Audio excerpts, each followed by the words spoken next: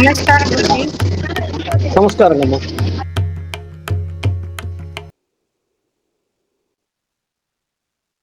நேற்று எடுத்த பாடங்கள் ஏதாவது சந்தேகம் இருக்கா இருக்காது? ஐயா வணக்கம் ஐயா. வணக்கம்மா.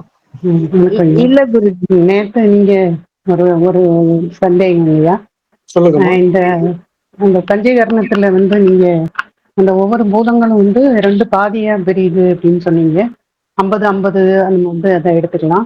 அந்த முதல்ல உள்ள 50, கீழே உள்ள 50 12 12 பிரியுது. அப்போ மற்ற படைப்புகள், இந்த மாதிரி வித்தியாசமான படைப்புகள், வித்தியாசமான குணங்கள் இதெல்லாம் வர்றது இந்த கீழே இருக்கக்கூடிய அந்த பஞ்சபூதங்களுடைய அந்த ரேஷியோ டிஃபரன்ஸ் அப்படிங்கிற மாதிரி அதை நீங்க சொன்னீங்க. இப்போ ஒரு ஆகாய பூதம் மேல இருக்கு அப்படின்னு கீழே உள்ள மற்ற 4 பூதங்களுடைய அந்த செயற்கையில வரக்கூடிய இந்த வித்தியாசங்கள் சேரும்போது இந்த மாதிரி விதவிதமான படைப்பு குணங்கள் அந்த மாதிரி வருதுன்னு. அப்ப அந்த கீழே உள்ள 4மே சேரும்போதும் 50% தான் வருமா எப்படி அப்படின்னு எனக்கு ஒரு சந்தேகங்கய்யா. வணக்கம் ஐயா. வணக்கம் ஐயா. நான் மாணிகாசம் பேசுறேங்க ஐயா. வணக்கம் ஐயா.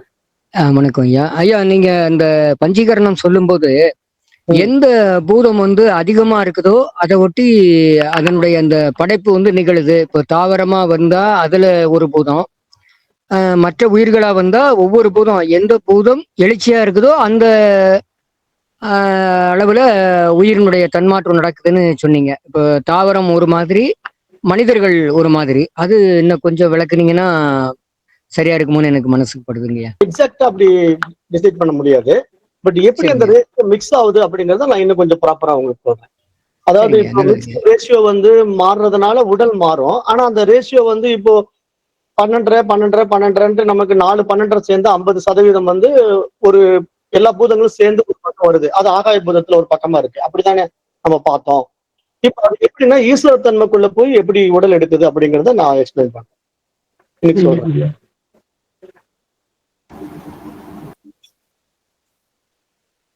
இப்போ நம்ம என்ன புரிஞ்சுக்கணும் அப்படின்னா, இந்த பாடத்துல இப்ப 5 பூதங்கள் இருக்கு. அதுல முதல்ல ஆகாய பூதம் அப்படிங்கிறது ஒரு நுண்ணிய பூதம், கண்ணுக்கு தெரியாதது. அதுதான் முதல்ல சூட்சம பூதமா இருந்தது. அந்த பூதம் என்ன பண்ணுதுன்னா 4 பூதங்களை படைக்குது. அதுதான் நமக்கு காற்று, நெருப்பு, நீர், நிலம். அப்ப அந்த 4 வெளிப்பட்டவும் அதுவும் எல்லாம் சூட்சம வடிவத்தில் இருக்கு. ஆக மொத்தம் 5 பூதங்கள் அங்க உருவாகி இருக்கு. அது எல்லாமே அந்த வெட்டவெளிங்கிற ஆகாய பூதத்தினுடைய படைப்பா இருக்கு.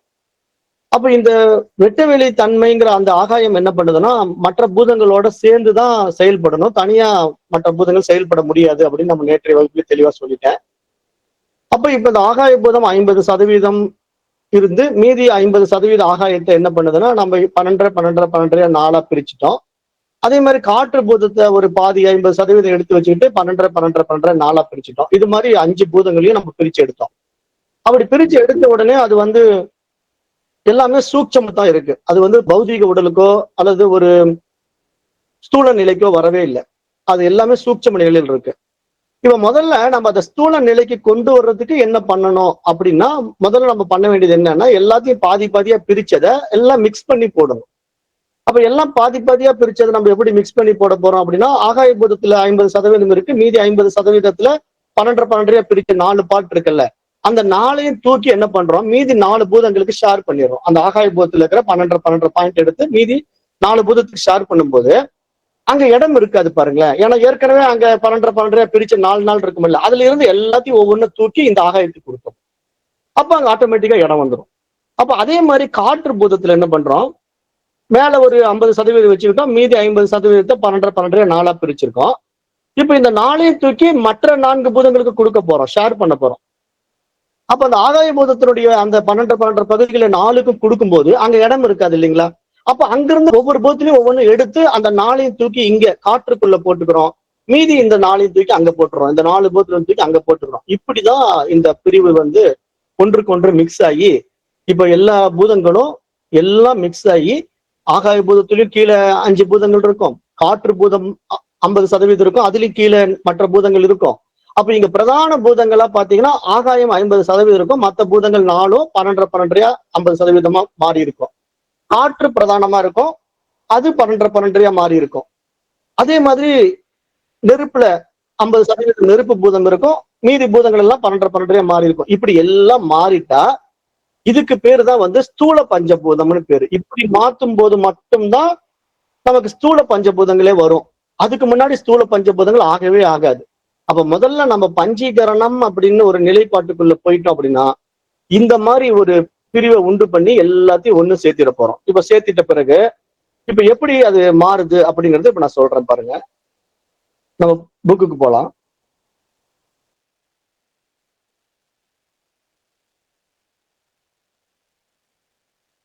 இப்ப வந்திருக்கா இந்த பஞ்சீகரணம் சார்ட். இப்ப பாருங்க, இப்ப இந்த ஒண்ணு அப்படிங்கறத நம்ம என்னவா பார்த்தோம்? ஆகாய பூதமா பார்த்தோம். நல்லா க்ளோஸ்ல பாத்துக்கோங்க. இப்போ ஒண்ணுங்கிறது ஆகாய பூதம், இப்ப ரெண்டுங்கிறது காற்று பூதம், மூன்றுங்கிறது நெருப்பு, நாலுங்கிறது நீர், அஞ்சுங்கிறது நிலம். இப்ப பாருங்க, இந்த ஒண்ணுங்கிற ஆகாய பூதத்துல 1ஆம் நம்பர் இல்ல பாருங்க. ஏன்? இது 50% இருக்கிறதுனால மீதி 2ஆம் நம்பர், 3ஆம் நம்பர், 4ஆம் நம்பர், 5ஆம் நம்பருங்கிற 4 பூதத்தை இங்க ஃபில் பண்ணிட்டான். இங்க 2ஆம் நம்பருங்கிற காற்று பூதத்துல 2ஆம் நம்பரே இல்ல பாருங்க. ஏன்? இங்க 50% இது இருக்கிறதுனால மீதி 1, 3, 4, 5 அப்படிங்கிற அந்த 4 பூதங்களை இங்க ஃபில் பண்ணிட்டோம். இங்க 3ஆவது இருக்கிற நெருப்பு பூதத்துல 3ஆம் நம்பரே இல்ல. ஏன்னா இங்க மெஜாரிட்டியா 3ஆம் நம்பர் இருக்கிறதுனால மீதி இந்த 1, 2, 4, 5ங்கிற இந்த 4 பூதங்களை இங்க ஃபில் பண்ணிட்டோம். இப்படிதான் நம்ம வந்து என்ன பண்றோம்னா, எந்த பூதம் மெஜாரிட்டியா இருக்கோ அதை தவிர மற்ற பூதங்களை கொண்டு வந்து இங்க கலக்கும் போதுதான் இங்க இந்த ஆகாய பூதத்துல மற்ற 4 பூதங்களும் சேர்ந்து இருக்கும். ஆனா ஆகாய பூதம் மெஜாரிட்டியா இருக்கும். இங்க காற்று பூதத்துல மற்ற 4 பூதங்களும் சேர்ந்து இருக்கும். காற்று பூதம் மெஜாரிட்டியா இருக்கும். அதே மாதிரி இங்க நெருப்பு பூதத்துல 50% நெருப்பு பூதம் மெஜாரிட்டியா இருக்கும். மீதி 4ம் சேர்ந்து இருக்கும். இப்படி எல்லாமே சேர்ந்து இந்த நிலைப்பாட்டுக்கு பேரு தான் பஞ்சீகரணம்னு பேரு. பஞ்சீகரணம் என்றால் பௌதீக நிலையை அடைந்து விட்டன. பூதங்கள் எல்லாமே வந்து ஸ்தூல நிலையை அடைந்து விட்டன. அப்ப ஸ்தூல நிலை அடைந்ததுனால நமக்கு என்ன நடக்கும்னா, இப்ப இந்த நிலபூதம் நம்ம பார்க்க முடியுது. இப்ப நம்ம நிலத்துல இருக்கிறோம். நீர் பூதத்தை நம்ம பார்க்க முடியுது. இப்ப நம்ம நீரை அனுபவிக்கிறோம். நெருப்பு பூதத்தையும் நம்ம பார்க்கிறோம். நெருப்பை வந்து நம்ம எரிச்சு அடுப்பெரிக்கிறோம். நெருப்பையும் நம்ம அனுபவமாக்குறோம். காற்றையும் நம்ம உணர்றோம், சுவாசம் பண்றோம். ஆகாயத்தையும் நம்ம வானத்துல பாக்குறோம். ஆனா நாம பாக்குற அந்த பியூர் ஆகாயம் கண்ணுக்கு தெரியாது. நீல வானமா நமக்கு தெரியும். அப்ப இந்த மாதிரி நமக்கு ஒரு உருவத்தை எல்லாம் காட்டக்கூடிய இந்த 5 பூதங்களும் இப்போ பஞ்சீகரணத்துக்கு பின்னாடி நமக்கு வந்து பார்வைக்கு புலன்களுக்கு கட்டுப்பட்டவைகளாக தெரிகின்றவைகளாக மாறிடுச்சுங்க. இதுக்கு பேரு தான் பஞ்சீகரணம்னு பேரு. இப்ப இந்த அளவுக்கு நீங்க இதை புரிஞ்சிருக்கீங்க.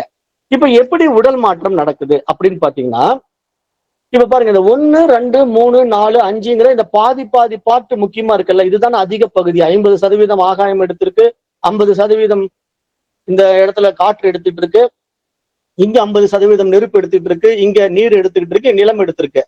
இப்ப ஈஸ்வரன் எப்படி வரான் அப்படின்னா, இங்க இந்த 1, 2, 3, 4, 5ங்கிற இந்த பாதி பாட்டை எடுத்து எல்லாம் ஒண்ணு சேர்த்துனீங்க வச்சுங்களேன். இப்ப அந்த 5மே ஒரு கலவையா மாறுமா? இங்க 1ஆம் நம்பர், 2ஆம் நம்பர், 3ஆம் நம்பர், 4ஆம் நம்பர், 5ஆம் நம்பருங்கும் போது 5 பூதங்களும் சேர்ந்து ஒரு கலவையா மாறும்.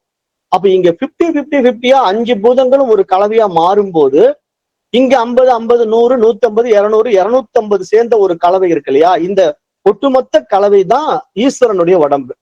அப்ப இந்த ஈஸ்வரனுடைய உடம்புனா நீங்க எப்படி புரிஞ்சுக்கணும்னா, ஈஸ்வரன் ஏதோ தனியா இருக்கலாம்னு நினைச்சுக்க கூடாது. இப்ப இந்த ஈஸ்வரனுடைய உடம்புக்குள்ளேயே நாமளும் இருக்கிறோம். ஆனா நாம வந்து ஒட்டுமொத்த பிரபஞ்ச உடலாக அவன் தன்னை அபிமானிக்கிறதுனால அவனிடத்திலேயே சூரியன் இருக்கு, சந்திரன் இருக்கு, அவனிடத்திலேயே பூமி இருக்கு, மற்ற கோள்கள் இருக்கு. அந்த கோள்கள் இருக்கக்கூடிய ஜீவராசிகள் இல்ல, இப்ப நம்ம பூமியில இருக்கிறோம், பூமியில ஏகப்பட்ட ஜீவராசிகள் இருக்கும். அப்ப இது எல்லாமே இந்த 1, 2, 3, 4, 5னால அனுபவமாக்க முடியும். ஏன்னா இதெல்லாம் மெஜாரிட்டியான பூதம். அப்ப இந்த மெஜாரிட்டியான இந்த பூதத்துக்குள்ள இந்த பூதம் வந்து பிரிஞ்சு இல்ல. இப்ப நல்லா புரிஞ்சுக்கணும். இந்த 50%ஓட இங்க ஆல்ரெடி இந்த 4 பூதம் சேர்ந்துருக்கு. இந்த 50%ஓட இந்த 4 பூதம் சேர்ந்துருக்கு. இப்படி எல்லாமே சேர்ந்துதான் இருக்கு. நம்ம உங்களுக்கு புரிஞ்சுக்கிறதுக்காக நான் எப்படி இதை புரிய வைக்கணும் அப்படின்னா, நீங்க உடனே எப்படி எடுத்துக்குவீங்க அப்படின்னா, இப்ப நான் இந்த 1, 2, 3, 4, 5 வந்து கட் பண்ணி எடுத்து சேர்த்துட்டேன் அப்படின்னு நினைச்சுக்க கூடாது. இப்ப இங்க எல்லாமே இந்த மெஜாரிட்டியான சப்ஜெக்ட் வந்து ஒன்றாக கலக்கும் போது அந்த 50, 100, 150, 200, 250 அப்படிங்கிற ஒரு பாதி பகுதி அப்படியே முழுமையா ஈஸ்வர தன்மைக்குள்ள போயிடும். மீதி இங்க 12 அப்படின்னு எடுத்து இங்க ஒரு 50% இருக்கு இல்லையா, இங்க ஒரு 50% இருக்கு இல்லையா, இந்த மாதிரி இருக்கிற பகுதியில தான் ரஜோகுணத்துல வெளிப்பட்ட ஜீவர்கள் உருவாக்கப்படுது. இங்க வந்து ஜீவர்கள் உருவாக்கப்படுவது கிடையாது. இந்த பாதியில ஜீவர்கள் உருவாக்கப்படுவது கிடையாது. ஏன்னா இங்க இந்த ஒட்டுமொத்த பூதங்களை வந்து இப்படி கையாளும் போது இப்ப நாம இங்க பாதியா பிரிச்சு எடுக்கிற இதுலதான் ரேஷியோ மாறப்போகுது. எப்படி ரேஷியோ மாறப்போகுது அப்படின்னா, இப்ப இங்க ஆகாயம், இந்த இடத்துல காற்று, இந்த இடத்துல நெருப்பு, இந்த இடத்துல நீர், இந்த இடத்துல நிலம் அப்படிங்கிற இந்த பஞ்சபூதங்களும் 50-50-50% 250 இருக்கு இல்லையா? மீதி இதுல இருக்கிற இந்த பூதங்கள்ல பாருங்க, இங்க 12 இங்க 12 இங்க 12 இங்க 12 எடுத்தா இங்க ஒரு 50, இங்க ஒரு 50, இங்க ஒரு 50, இங்க ஒரு 50, இங்க ஒரு 50, இந்த 250 சேர்ந்தா இந்த ஒரு 50% சேர்ந்துக்கும் போது நமக்கு 100% வந்து எக்ஸாக்டா ஃபுல்ஃபில் ஆயிடும். அதாவது 50ங்கிறது நீங்க 50% நம்ம எடுத்துக்க வேண்டியது கணக்குல பாத்துக்கணும். அப்படிதான் நீங்க புரிஞ்சுக்கணுமே தவிர இப்ப 50-50 எடுத்த உடனே 250 டோட்டலா கணக்கு போட்டுக்க கூடாது. உங்களுக்கு புரிதலுக்காக அப்படி சொல்றேன். ஏன்னா இங்க இப்ப 50-50-50 சேர்த்து 250 சொன்ன உடனே இது ஒரு 250 சேர்ந்தோம்னா 500 தானே வருது. அப்ப இன்னொரு 500 எங்க போச்சு அப்படின்னு கேட்க கூடாதுல்ல. அதுக்காக நீங்க எப்படி புரிஞ்சுக்கணும்னா, இப்ப இங்க 50 இங்க 50ங்கிறது நம்ம தற்காலிகமா புரிதலுக்காக பிரிச்ச மாதிரி காட்டுறோம். ஆனா இங்க எல்லாமே சேர்ந்துதான் இருக்கு, எதுவுமே பிரியறது கிடையாது. ஆனா இந்த 1 2 3 4 5ங்கிற பாதி பூதங்கள் தன்மை ஒன்றாக்கப்பட்டு ஈஸ்வர உடலா மாறி ஒட்டுமொத்த பிரபஞ்ச உடலாக இருக்கிற நிலையில இங்க ஒரு வைபவம் இருக்கு. அதே மாதிரி இங்க 2 3 4 5 1 3 4 5 1 2 4 5 இந்த அந்தந்த பூதத்தை விட்டுட்டு மத்த பூதங்கள் சேர்ந்து இருக்கிற இந்த நிலைப்பாட்டுல இப்ப ரேஷியோ மிக்ஸ் ஆகும். இந்த ரேஷியோ மிக்சிங் எப்படின்னா, இப்ப பாத்துக்கங்க, ஒரு உதாரணத்தை எடுத்துக்கலாம். ஒரு பூதத்தை எடுத்துக்குவோம். இப்ப இந்த ஆகாய பூதம் இருக்கு, இங்க 50% ஆகாயம் இருக்கு. இப்ப இங்க 12% இங்க என்ன இருக்கு, 2ஆம் நம்பர் பூதம் காற்று இருக்கு. இங்க 12% 3ஆம் நம்பர் பூதம் வந்து நெருப்பு இருக்கு. இங்க 12% 4ஆம் நம்பர் பூதமாகிய நீர் இருக்கு. இங்க 12% 5ஆம் நம்பர் பூதமாகிய நிலம் இருக்கு. இப்ப நாம இந்த இந்த மாதிரி ஒரு ரேஷியோ மிக்சிங்ல இப்ப இங்க எந்த பூதம் மிஸ் ஆகுதுன்னு பாருங்க. ஏதாவது மிஸ் ஆகுதா? எதுவுமே மிஸ் ஆகல. ஏன்னா அதிகமா இந்த ஆகாய பூதம் இருக்கு, மத்ததெல்லாம் குறைவா இருக்கு. அப்ப இது மாதிரி ஒரு தன்மை வரும்போது இது ஒரு உடலா மாறும். அது மனித உடல் அப்படின்னு ஒரு புரிதலுக்காக உங்களுக்கு எக்ஸாம்பிள் சொல்றேன். இப்ப இதே வந்து இப்ப இங்க ஆகாயம் பூதம் இப்படி அதிகமா இருக்கிற இடத்துல இதெல்லாம் மிக்ஸ் ஆனவனே இப்படி இருக்கு. ஆனா இங்க பாருங்க, காற்று பூதம் அதிகமா இருக்கு. இங்க ஆகாய பூதம் எவ்வளவு இருக்குங்க? வெறும் 12% தான் இருக்கு. நெருப்பு பூதம் எவ்வளவு இருக்கு? வெறும் 12% தான் இருக்கு. அப்ப இந்த ஆகாய தத்துவம் மாதிரி இங்க காற்று தத்துவம் அதிகமா இருக்கும்போது இந்த ரேஷியோவுல ஒரு உடல் வரும். அது என்ன உடல் அப்படின்னு நமக்கு தெரியாது. நான் உங்களுக்கு புரிதலுக்காகத்தான் இதெல்லாம் சொல்ல முடியுமே தவிர, நீங்க இந்த ரேஷியோ படி என்ன உடம்பு வரும் அப்படின்னு நீங்க கேட்டா அது நமக்கு யாராலுமே கண்டுபிடிக்க முடியாது. ஏன்னா ஒவ்வொரு ரேஷியோ மிக்சிங்ல ஒவ்வொரு மாதிரி உடம்பு வரும். அப்ப இங்க அதிகமா காற்றுத்தன்மையை உபயோகப்படுத்தக்கூடிய ஒரு உடல் எதுவோ அந்த உடல் இங்க ஜனனமாகும். அதே மாதிரி இங்க 3ஆம் நம்பர்ல நெருப்பு அதிகமா இருக்கு, 50% நெருப்பு இருக்கு. ஆகாய தத்துவம் வெறும் 12, காற்று தத்துவம் வெறும் 12, நீர் தத்துவம் வெறும் 12, நிலத்தத்துவம் ஒரு 12. அப்ப இந்த 3வது தன்மையில நெருப்புத்தன்மை அதிகமா இருக்கு. அப்ப எது நெருப்புத்தன்மை அதிகமா இருக்கோ அப்ப இங்க ஒரு உடல் வரும். அப்ப இது மாதிரி நீங்க ஒவ்வொன்றையும் அந்தந்த தன்மையில உடல் மாறி மாறி இப்படிதான் மாறும். அப்ப இப்படி மாறும்போது இந்த 5 பூதங்களுடைய இந்த சேர்க்கையில இந்த மாதிரி 5 விதமான ஒரு மெஜாரிட்டியான உடல்கள் வரும். இப்ப மெஜாரிட்டியான உடல்கள் வர்ற மாதிரி இன்னும் கீழ்நிலை பரிமாணங்கள்ல போற உடல்கள் இருக்குல்ல, புழு பூச்சி தாவரங்கள் அப்படின்ட்டு, அதுல எப்படி ரேஷியோ மிக்ஸ் ஆகும் அப்படின்னு பாத்தீங்கன்னா பாருங்க, இப்ப 50% ஆகாய பூதம் இருக்கும். இங்க 2ஆம் நம்பர்ல 12% என்ன இருக்குது? இந்த காற்று பூதம் இருக்கா? இங்க 3ஆம் நம்பர்ல 12% என்ன இருக்கு? நெருப்பு பூதம் இருக்கா? இங்க அப்படி கலக்காம என்ன ஆயிடும்னா, இங்க 12க்கு பதிலா இந்த 2ஆம் நம்பர்ல போய் இந்த காற்று அதிகமா உட்காந்துக்கும். எப்படி உட்காந்துக்கும்னா 12க்கு பதிலா ஒரு 15% ஏறிக்குதுன்னு வச்சுக்கோங்க. 15% காற்று நிறைஞ்சிடுச்சு. அப்ப பாக்கி இப்ப என்ன ஆயிடுது? 15 இது எடுத்துக்கிச்சுன்னா இங்க ஏதேனும் ஒரு பூதத்துல எவ்வளவு குறையும்? 2.5% குறைஞ்சு ஆகணும். அப்ப 2.5% குறையும் போது அது மேபி இந்த நெருப்பு பூதத்துல குறையலாம், அல்லது நீர் பூதத்துல குறையலாம், அல்லது நிலபூதத்துல குறையலாம். அப்ப இந்த ரேஷியோ இங்க குறையும் போது அதுக்கு திண்ட தன்மை மாறி அங்க ஒரு உடம்பு வந்துடும். வெறும் 2.5% குறைகிறதுனால இங்க அதிகமா காற்று எடுத்துக்கிச்சு, 50% ஆகாயம் இருக்கு. இங்க 2ஆம் நம்பர் பூதம் வந்து உண்மையிலேயே 12 இருக்கணும். ஆனா 12க்கு பதிலா இங்க 15 மாறிடுச்சு. அப்ப இங்க நெருப்புல ஒரு 2.5% குறைஞ்சதுனால இங்க இது அதிகமாயிடுச்சுன்னா அது ஒரு உடம்பு. அல்லது இன்னொரு டைப் எப்படி எடுத்துக்கும் அப்படின்னா, இப்ப 50% ஆகாயம் அப்படி இருக்கும். இங்க காற்று பூதம் 12 சரியா இருக்கும். ஆனா திடீர்னு பாத்தீங்கன்னா இந்த நெருப்பு பூதம் 20% எடுத்துக்குது வச்சுங்க, 20% எடுத்துக்குது. அப்ப இப்ப நமக்கு எவ்வளவு அதிகமா போயிடுச்சுங்க? 12க்கு பதிலா 20ன்னா 7.5 பாயிண்ட் அதிகமா போயிடுச்சா? அப்ப மிச்சம் இருக்கிற பாயிண்ட் தான் இங்க மத்த பூதங்கள் குறைச்சிக்கும். 12 இதுல இருக்காது. அப்ப இப்படித்தான் இங்க வந்து ரேஷியோ வந்து மாறி மாறி மிக்ஸ் ஆகி 84 லட்சம் யோனி பேதங்கள்ல இப்படி உடல்கள் மாறிக்கிட்டே இருக்கும்.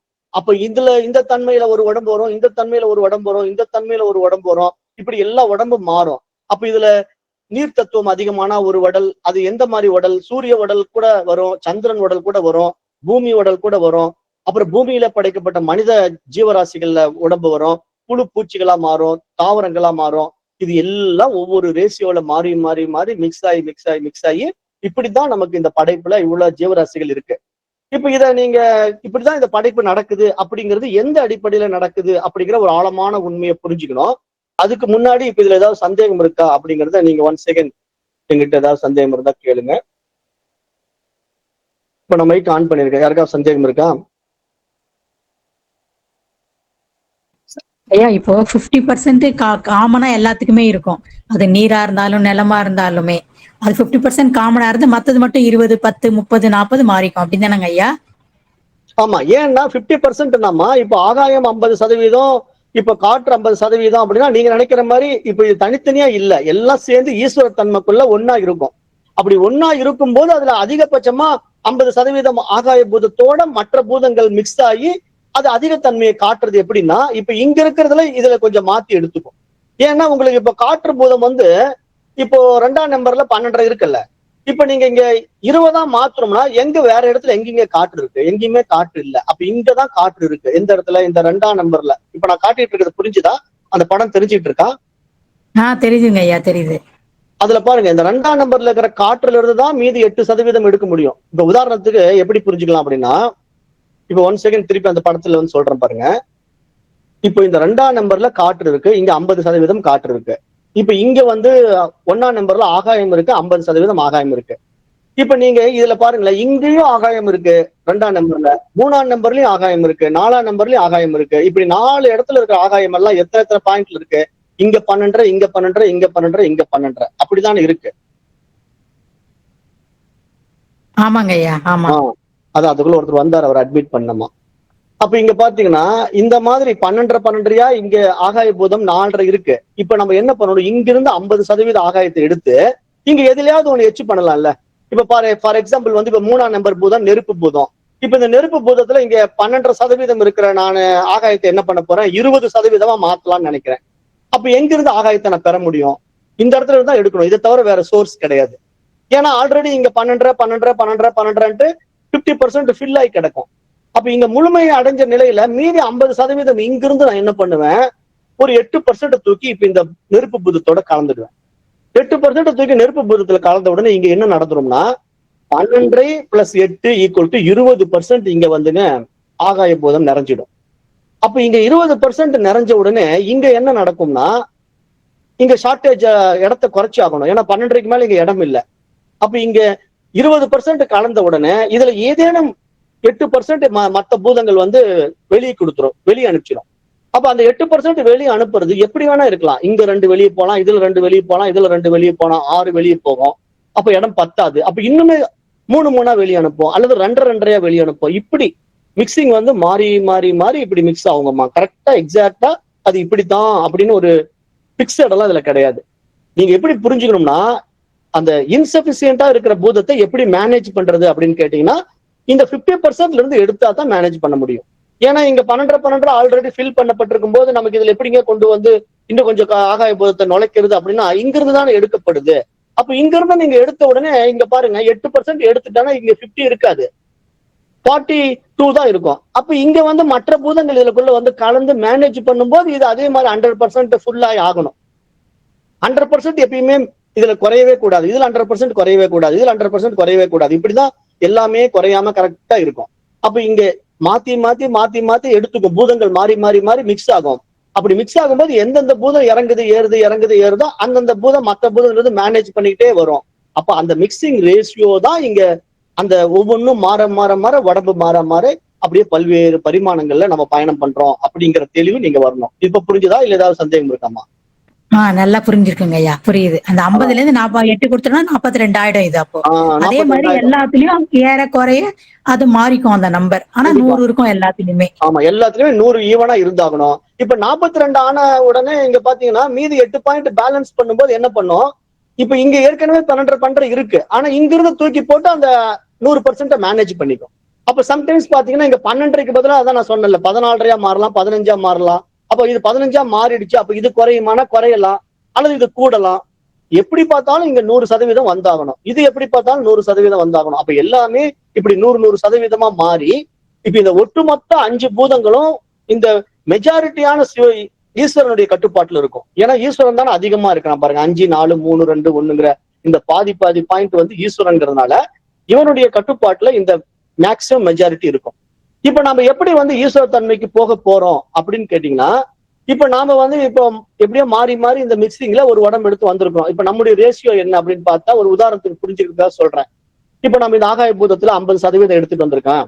அப்புறம் இங்க 2.2ல வந்து ஒரு 12, இங்க 12, இங்க 12. இப்ப இதுல ஒரு 50% எடுத்து இந்த 100% ஃபுல்ஃபில் ஆகி இப்ப மனித உடல் கிடைச்சிருக்கு. இப்ப நான் ஈஸ்வரனா மாறணும். அப்ப என்ன பண்ணணும்? இப்ப இங்க இருக்கிற 12 நான் இப்ப இங்க இருந்து அதிகப்படுத்தணும். காற்றை நான் எச்சு பண்ணிக்கணும். இங்க நெருப்பை நான் எச்சு பண்ணிக்கணும். இங்க இருந்து நீரை எச்சு பண்ணணும். இங்க இருந்து நிலத்தை எச்சு பண்ணணும். அப்ப இங்க எல்லாத்தையும் நான் கொஞ்சம் கொஞ்சம் எடுக்கிறேன்னு வச்சுக்கோங்களேன். அப்ப இந்த அதிகப்படியான தன்மை என்ன ஆகும்னா, இதே மாதிரி 50 எல்லாம் சேர்ந்து இங்க மெஜாரிட்டியான பூதங்கள் அதிகமாகும்.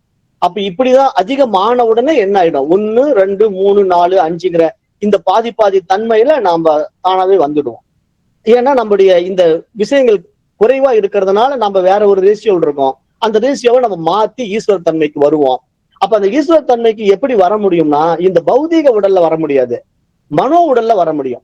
இப்ப இந்த இந்த விஷயத்தை நீங்க எப்படி புரிஞ்சுக்கணும் இந்த பஞ்சீகரணத்தை அப்படின்னா, இப்ப சூட்சம பஞ்சபூதமாகிய மனோ உடல்ல இருந்துதான் இந்த பௌதீக உடல் ஆகிய இந்த உடலும் கிடைச்சிருக்கு. அதே சமயம் சூட்சம பஞ்சபூதங்களும் இப்படிதான் இருக்குது. அப்ப இங்க நம்ம சூட்சம பூஜங்களை மாத்தினா நாம இந்த மனித உடல்ல இருக்கும் போதே ஈஸ்வர நிலைய அடைய முடியும். ஆனா அது மனோ ரீதியா மாற்றிக்கலாம், ஆனா உடம்ப மாத்த முடியாது. அப்ப உடம்ப விட்டுட்டோம்னாலும் நம்ம ஈஸ்வரனாவே இருப்போம் அப்படிங்கிற ஒரு முக்கியமான பாயிண்ட நீங்க இங்க புரிஞ்சுக்கிட்டீங்கன்னா, நீங்க உங்க மைண்டை நீங்க அப்டேட் பண்ணலாம். அந்த மைண்டை நீங்க அப்டேட் பண்ணும்போது மட்டும்தான் நீங்க உங்க சோர்ஸுக்கு திரும்ப முடியும். அதுதான் இப்ப நம்ம இன்றைய பாடம். அதுதான் நம்ம இன்னைக்கு பார்க்க போறோம். அது எப்படின்னு சொல்றேன். அது டீப்பா பார்க்கும். வேற யாருக்காவது வேற ஏதாவது சந்தேகம் இருந்தா கேளுங்க. இந்த ஸ்தூல பஞ்சபூதம் அப்படியே இருக்கும், சூக்ஷ்ம பஞ்சபூதத்தினாலதான் நம்ம மாறுறோம். ஆமா, ஏன்னா இல்ல ஸ்தூல பஞ்சபூதங்களே சூக்ஷ்ம பஞ்சபூதம் தான் வந்தது. இந்த மாதிரி பஞ்சீகரணம் நடந்து வந்துடுச்சு. இப்ப இந்த பஞ்சபூதத்துல வந்தப்போ நீங்க இப்ப பிறந்த பிறகு இப்ப உடம்ப மாத்த முடியாது. இப்ப நான் சொல்றதெல்லாம் ஆரம்பத்துல உடம்பு எப்படி மாறிச்சுங்கிறதுக்கு உண்டான விளக்கம் கொடுத்துட்டு இருக்கேன். இப்ப நீங்க எப்படி புரிஞ்சுக்கணும் அப்படின்னா, இப்ப ஒரு பூச்சி எப்படி வந்தது, ஒரு புழு எப்படி வந்ததுன்னு கேட்டீங்கன்னா, இந்த ரேஷியோ மிக்சிங்ல இப்படி உடம்பு மாறி புழுவா மாறிச்சிங்க, அது பூச்சியா மாறிச்சிங்க, பறவையா மாறிச்சிங்க, மிருகமா மாறிச்சிங்க அப்படின்னு நான் சொல்றேன். அந்த மிக்சிங் ரேஷியோ வச்சு இப்ப நீங்க மனிதனா மாறின பிறகு நீங்க இனிமேல் ரேஷியோ மாத்த முடியாது. ஏன்னா ஒன்ஸ் உங்களுக்கு உடம்பு வந்தாச்சு. அப்ப ஆல்ரெடி ஒரு பிக்ஸ்டு ரேஷியோவில் நீங்க இருந்துட்டு இருக்கீங்க, அவ்வளவுதான். இப்ப நீங்க இந்த உடம்பை விட்டுட்டு திருப்பி வெளியேறின பிறகு அடுத்த பௌதிக உடல் நீங்க எடுக்கும்போது ரேஷியோ மாறலாம், அப்ப உடம்பு மாறலாம். இப்படிதான் நம்ம பிறப்பு இறப்பு சக்கரத்துல மாறி மாறி வரோம் அப்படின்னு புரிஞ்சுக்கணுமே தவிர, நீங்க ஏதோ வந்த பிறகு ரேஷியோவெல்லாம் மாத்திடலாம் அப்படியெல்லாம் மாத்த முடியாது. அது ஒன்லி மனோ உடலை தான் ரேஷியோ மாத்த முடியும், பௌதிக உடல்ல ரேஷியோ மாத்த முடியாது. அப்ப மனோ உடல்ல எப்ப ரேஷியோ மாத்த முடியும்? அது மனிதனா வந்தா தான் ரேஷியோ மாத்த முடியும். மற்ற ஜீவராசிகள் வந்து அந்த பிக்சட் ரேஷியோவில் அப்படி இருக்கும். அதான் அப் டு மிருகம் வரைக்கும் நான் ஏற்கனவே சொன்னேன். எப்படி சொன்னேன்னா, இப்போ பறவைக்கு வந்து பகுத்தறிவு கிடையாது, அது தன்னை கொடுக்கப்பட்ட வாழ்க்கை அது பாட்டு வாழும். மனிதனுக்கும் அதே மாதிரிதான். நாம பகுத்தறிவு பரிமாணத்துக்குள்ள வந்ததுனால நாம புரிஞ்சுக்கிட்டு வாழ்றோம். அப்படிங்கறத இந்த மாதிரி பாடத்திட்டங்கள்ல வந்து நம்மளை எப்படி அப்டேட் பண்ண போறோங்கிறத நாங்க உங்களுக்கு புரிய வைக்கிறதா இந்த பாடத்திட்டத்துடைய நோக்கம். சுவாமிஜி, இது எக்ஸாக்டா இது நம்ம இந்த ஜீவர்கள் தான் பிறக்கும்ட்டு சொல்ல முடியாதா சுவாமிஜி? அதாவது அப்படியெல்லாம் நம்ம உடம்பு வந்து இப்ப அடுத்த பிறகு நான் என்ன எடுக்க போறேன் அப்படிங்கிறது இப்பவே நம்ம ரேஷியோ கணக்கு போட்டு இப்ப நம்ம ஒரு இப்ப இந்த ரேஷியோ மிக்ஸ் பண்ணி அடுத்த உடம்பு இப்படி மாத்திக்கலாம் அப்படிலாம் நம்ம அறிவு பரிமாணத்துக்குள்ள நம்ம அப்படிலாம் தீர்மானம் பண்ண முடியாது. ஏன்னா அது ஈஸ்வர நிமித்தம் அங்க இருக்கிறதுனால, அது அந்த தூய அறிவு நிலையில அந்த யூனிவர்சல் வந்து அதை உருவாக்கி வச்சிருக்கிறதுனால, அது கர்மாவின் அடிப்படையில அந்த ரேஷியோ மாறுறதுனால இப்படி உடம்பு மாறுது. இதை நீங்க எப்படி புரிஞ்சுக்கணும் அப்படின்னு நான் உங்களுக்கு சொல்ல வரேன் அப்படின்னா, இப்ப நம்ம வந்து படைப்புங்கிற ஒரு விஷயம் வந்து வேதாந்த எப்படி சொன்னது, அதை பக்கம் மீட் போட்டுக்கிறேன். யாரோ பண்ணிட்டு இருக்காங்க. இப்ப நம்ம எப்படி இப்ப இந்த புரிஞ்சுக்கணும் அப்படின்னா, இப்போ ஈஸ்வரன் தான் 50% எடுத்து பஞ்சீகரணத்துல மெஜாரிட்டியா இருக்கிறான். ஜீவர்கள் வந்து மற்ற மிக்சிங் ரேஷியோவில் பல உடம்புகள்ல மாறி மாறி இருக்கிறோம். அப்ப மனம் அப்படிங்கிற ஒரு அடிப்படையில ஈஸ்வரனுக்கு வந்து மெஜாரிட்டியான காஸ்மிக் மைண்டா இருக்கு. நம்மளதெல்லாம் வந்து இந்த உடம்புக்கு அந்த மாதிரி குறுகிய மனசா இருக்கு, சின்ன சின்ன மனசா இருக்கு. இப்ப நாம இந்த குறுகிய மனசை வந்து பிராட் மைண்டா மாத்த முடியும். ஏன்னா சூட்சமா இருக்கிறதுனால நம்மளால மாத்திக்க முடியும். ஆனா இப்ப ஸ்தூலமா இருக்கிற இந்த உடலை பிராட் உடம்ப மாத்த முடியாது. ஏன்னா இது பௌதிக தன்மைக்குள்ள வந்துட்டதுனால மாடிஃபிகேஷன் பண்ண முடியாது. அப்ப இது என்ன ஆகும்னா சேஞ்சஸ் என்ன, தேய்மானம் மட்டும்தான் ஆகும். அதாவது அப்படியே வயசாகிட்டே இருக்கும். அப்புறம் அந்த ஒவ்வொரு பூதமா மாற்றம் அடையும் போது உடம்பு நலிந்து போகும். அந்த நலிந்து போகும்போது உடம்பு டேமேஜ் ஆகி போயிடும். அப்படித்தான் இங்க நடக்கும் இந்த மாற்றம் உடம்பை பொறுத்த வரைக்கும். மனசை பொறுத்த வரைக்கும் இப்ப நீங்க வேற எந்த பரிமாணத்துக்குள்ள போனாலும் அப்டேட் பண்ண முடியாது. நான் ஏற்கனவே சொல்லியிருக்கேன். புழுவா பிறந்தாலும் நீங்க யாரும் தெரிஞ்சுக்க முடியாது, பறவையா பிறந்தாலும் முடியாது, மிருகமா பிறந்தாலும் முடியாது. அப்ப நாம இப்ப மனிதனா பிறந்ததுனால நமக்கு இப்ப இந்த மாதிரி பாடத்திட்டங்களுக்குள்ள போய் ரிஷிகள் சொல்ற வழிகளை நம்ம ஆராய்ந்து பார்க்கும்போது, அப்ப மனம்ங்கிற ஒரு விஷயத்துக்குள்ள நான் என்ன அப்டேட் பண்ண முடியும். எப்படி பண்ண முடியும்? நான் யாருன்னு என்ன விசாரணை பண்ணி பார்த்து இந்த பாடத்திட்டத்துல அந்த தூய அறிவாகிய ஆகாசத்துல இருந்து தான் நான் வெளிப்பட்டிருக்கேன். அப்ப என்னுடைய மிக்சிங் ரேஷியோ இப்படி எல்லாம் மாறி இருக்கிறதுனால நான் மனித உடல் எடுத்து வந்திருக்கிறேன். அந்த மனித உடல்லையும் நான் நிறைய விஷயங்கள் வந்து ஏற்கனவே பழைய சம்ஸ்காரங்கள்னால வாசனைகள்லாம் மனசெல்லாம் இருக்கிறதுனால என்னால இப்ப நிறைய பெரிய விஷயங்களை புரிஞ்சிக்க முடியாம இருக்கேன். இப்ப நான் கொஞ்சம் கொஞ்சமா அப்டேட் ஆறேன். அதாவது உடல் ரீதியாவும் வளர்றேன், மன ரீதியாவும் வளர்றேன். அப்போ என்னுடைய ரேஷியோ அப்படியே கொஞ்சமா மனோ ரேஷியோ மாறிக்கிட்டே இருக்கும். மனசை மட்டும்தான் மாத்த முடியும். அப்ப மனம் மாற மாற மாற நமக்கு என்ன பண்றோம், ஹை ஃப்ரீக்வன்சிக்குள்ள வந்து நம்ம யாருன்னு தெரிஞ்சுக்கிற இந்த பாடத்திட்டங்கள் மூலமா இப்ப நம்மள அப்டேட் பண்ணி நம்ம அந்த ஈஸ்வர நிலைக்குள்ள போக முடியும். அதுதான் இப்போ இங்க நம்ம பண்ண வேண்டிய விஷயம். அது எப்படி பண்றோம், எப்படி பண்ண போறோம் அப்படிங்கிறது தான் இப்ப அடுத்து இங்க பாடத்துல போலாம் சொல்றேன். அதுக்கு இந்த புருஷார்த்தத்தை முதல்ல எடுத்துக்கணும். பாருங்க, இப்போ இது ஷேர் பண்ணிருக்கேன், வந்திருக்கா? இது வந்திருக்குங்களா?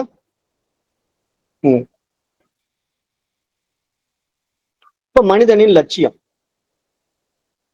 இப்ப இது போன்ற வேதாந்த புத்தகத்தை படிக்க வருகின்றவர்கள் முதலில் தெரிந்து கொள்ள வேண்டிய முதல் வார்த்தை புருஷார்த்தம். அதாவது புருஷன் அர்த்தம் என்பது ஆகும். புருஷன் என்றால் மனிதன் என்றும், அர்த்தம் என்றால் லட்சியம் என்றும் பொருள் கொண்டு இதை மனிதனின் லட்சியம் என்று புரிந்து கொள்ள வேண்டும். அதாவது வேதாந்த சாஸ்திரம் என்ன கூற வருகிறது என்றால், படைக்கப்பட்ட உயிரினங்களில் மனிதனால் மட்டுமே ஒரு லட்சியத்தை உருவாக்கி கொண்டு அந்த இலக்கை நோக்கி சாதனத்தை அடைந்து சாத்தியத்தை பெற முடியும் என்கிறது.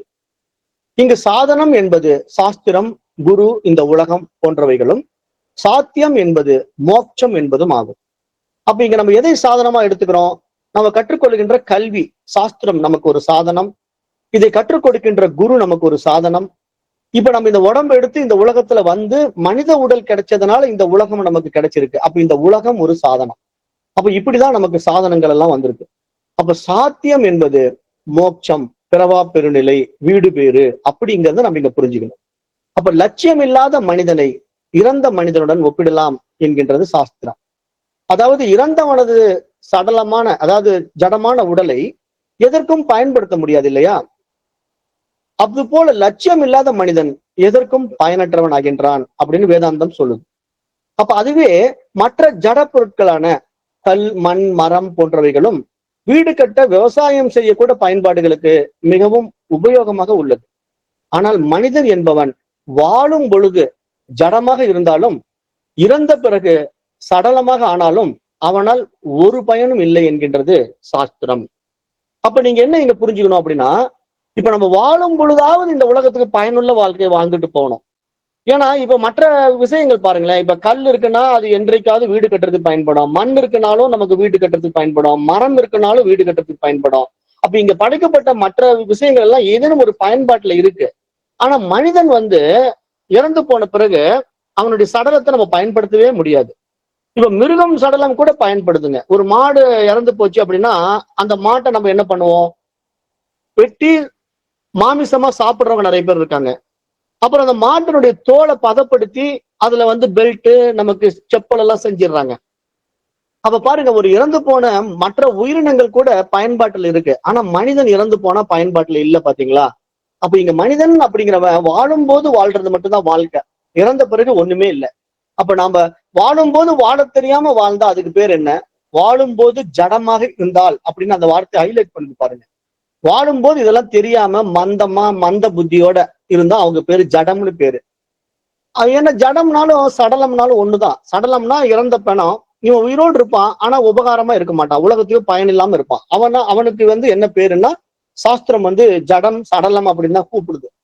அப்ப மனிதன் என்றால் எந்த ஒரு காரியத்தை செய்தாலும் அதற்கு ஒரு லட்சியம் இருக்க வேண்டும். சாதாரணமாக ஒரு உடற்பயிற்சி செய்தாலும் கூட அங்க ஆரோக்கியம் என்ற ஒரு இலக்கு இருக்கும், அதாவது நிச்சயமாக இருக்க வேண்டும். இதில் மனிதன் ஒருவன் மட்டுமே மிக சரியான லட்சியத்தை தேர்ந்தெடுத்துக் கொள்ளுகின்ற வாய்ப்புகளை அவனுக்கு கொடுக்கப்பட்ட 6வது அறிவின் வாயிலாக மிக எளிதில் சாத்தியமாக்கி கொள்ள முடியும். 6 அறிவுக்கு கீழே உள்ள ஜீவர்களுக்கு இது போன்ற லட்சியமோ வாய்ப்புகளோ கிடையவே கிடையாது. அப்ப எங்கு லட்சியத்தை தேர்ந்தெடுக்கின்ற வாய்ப்பு உள்ளதோ அங்கு புருஷார்த்தம் தானாகவே வந்துவிடும் அப்படின்னு நீங்க சாஸ்திரம் சொல்லுது. அப்ப புருஷார்த்தம் அப்படின்னா என்ன அப்படின்னா, நாம் ஏற்கனவே பார்த்துட்டோம், தர்மார்த்த காம மோட்சம். அதாவது அர்த்தம் அப்படின்னா பொருள், காமம்னா இன்பம், மோட்சம்னா வீடு பேரு, விடுதலை, லிபரேஷன் அப்படின்னு நம்ம பல பேர்கள் அழைக்கிறோம். அப்ப அந்த அடிப்படையில இப்ப நம்ம புருஷார்த்தம்ங்கிற லட்சியத்தை நோக்கி நான் யார் அப்படின்னா இந்த மனித பிறவிலிருந்து நான் விடுதலை அடையணும். இப்ப நான் எப்படிங்க விடுதலை அடையிறது, இதுக்கு என்ன வழி? அதுதான் இங்க நீங்க புரிஞ்சுக்க வேண்டிய முக்கியமான பாயிண்ட். இப்ப நான் வந்துடுறேன் அந்த இடத்துக்கு. இப்ப எப்படி நீங்க இதை புரிஞ்சுக்கணும் அப்படின்னா, புருஷார்த்தத்துல நமக்கு இறுதி இலக்கு என்ன? வீடு பேரு தானே. வீடு பேருன்னா மோட்சம், விடுதலை. அப்படின்னா யாருக்கு விடுதலை? இந்த உடலுக்கானா? இல்ல, இந்த உடம்புக்கு விடுதலை கொடுக்க முடியாது. ஏன்னா இது ஆல்ரெடி ஃப்ரீயா தான் இருக்குது. அப்புறம் தானா விடுதலையும் ஆயிடும். அதாவது டெட் பாடி ஆகும்போது அது விடுதலை ஆயிடுது. அப்ப இது எதுவும் கட்டி வைக்கல, சிறையில் அடைக்கல. ஆனா மனசு அப்படி இல்லை. மனசு பல்வேறு எண்ணங்கள்ல சிக்கி ஒரு சிறை வாழ்க்கையில் இருக்கு. அதுதான் லிபரேட் ஆகணும். ஏன்னா விடுதலை அப்படிங்கிறது மனதுக்கான ஒரு விஷயம். அப்போ இங்க மோட்சம், முக்தி அப்படிங்கிறது மனதுக்கான விஷயம். ஏன் நம்ம மோட்சம், முக்திங்கிறத மனதுக்கான விஷயமா பேசுறோம் அப்படின்னா, இப்ப மனம்ங்கிறது அந்த காஸ்மிக் மைண்டா இருந்தத நாம என்ன பண்ணிட்டோம், இந்த பாடிக்குள்ள வந்தவொடனே இண்டிவிஜுவல் மைண்டா மாத்திக்கிட்டு நம்ம ஒரு பாண்டை கிரியேட் பண்ணிட்டோம். அந்த பாண்ட் என்ன? இப்ப நான் மனிதன் அப்படின்னு ஒரு விஷயத்த புரிஞ்சு வச்சிருக்கேன். அப்புறம் நான் படிச்சுட்டேன், நான் இந்த பட்டதாரிங்கிறேன். அப்புறம் நான் பிறந்த ஜாதி எடுத்துக்கிட்டு நான் இந்த ஜாதிக்காரங்கிறேன். அப்புறம் இந்த மாதிரி ஒவ்வொன்றும் எனக்குள்ள ஏற்றி வைக்க விஷயங்கள் எல்லாம் மோல்டு பண்ணி இப்படி ஒரு உருவத்துல, இப்படி ஒரு அபிப்பிராயத்துல நான் உட்கார்ந்துருக்கிறேன். இப்போ இது என்ன? எனக்காக உண்டாக்கப்பட்ட ஒரு பவுண்டரி தானே. இந்த பவுண்டரி தான் நம்ம பண்ற தப்பு. இந்த தப்புனால நாம நம்முடைய சொரூபத்துக்கு, சுயத்துக்கு போக முடியல. அதுக்குதான் நான் அந்த சுத்தர் பாட்டெல்லாம் உதாரணமா சொல்லுவேன்ல.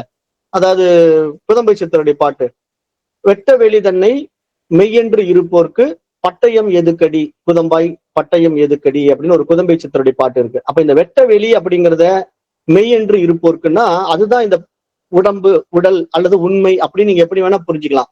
மெய்ங்கிற தமிழ் வார்த்தைக்கு உண்மைன்னு ஒரு அர்த்தம் இருக்கு. அதே வார்த்தைக்கு உடம்பு அப்படிங்கிற ஒரு அர்த்தம் இருக்கு.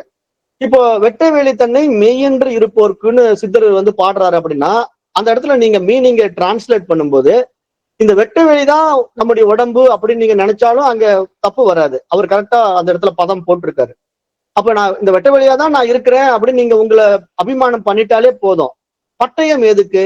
பட்டயம்னா பவுண்டரி. இப்ப என்னுடைய இடம், இது பட்டா வாங்கியிருக்கேன், இது என்னுடைய லேண்டு, என்னுடைய பகுதி அப்படின்னு நம்ம சொல்லி ஒரு பட்டயம் வாங்கி வச்சிருக்கல, அது அந்த காலத்துல பட்டயம்னு பேரு, இப்ப பட்டான்னு சொல்றோம் ஷார்ட் வேர்டா.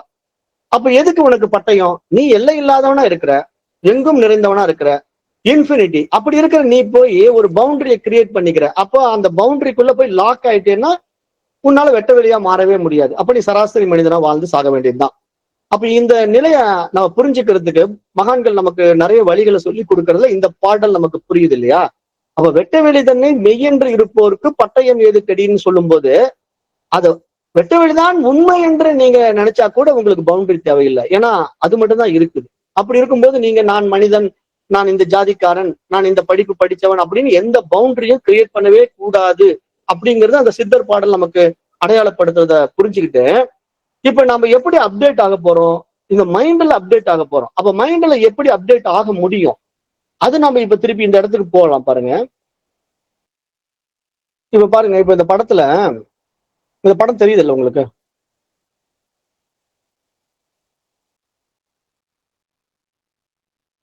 இப்ப தமோ குணத்தை பிரதானப்படுத்தி பஞ்சீகரணம் நடக்குது பாத்தீங்களா? இப்ப நீங்க ரஜோகுணம், தமோ குணம் அப்படிங்கிற நிலையில தான் இங்க இந்த மாதிரி பூதங்கள் எல்லாம் மாற்றம் அடையுது. அதாவது சூட்சும ஆகாயம், சூட்சும வாயு அப்படிங்கிற இந்த ஆகாயம், காற்று, நெருப்பு, நீர், நிலம் என்பதெல்லாம் பாதி பாதியா ஃபர்ஸ்ட் பிரியுதுன்னு சொன்னேன்.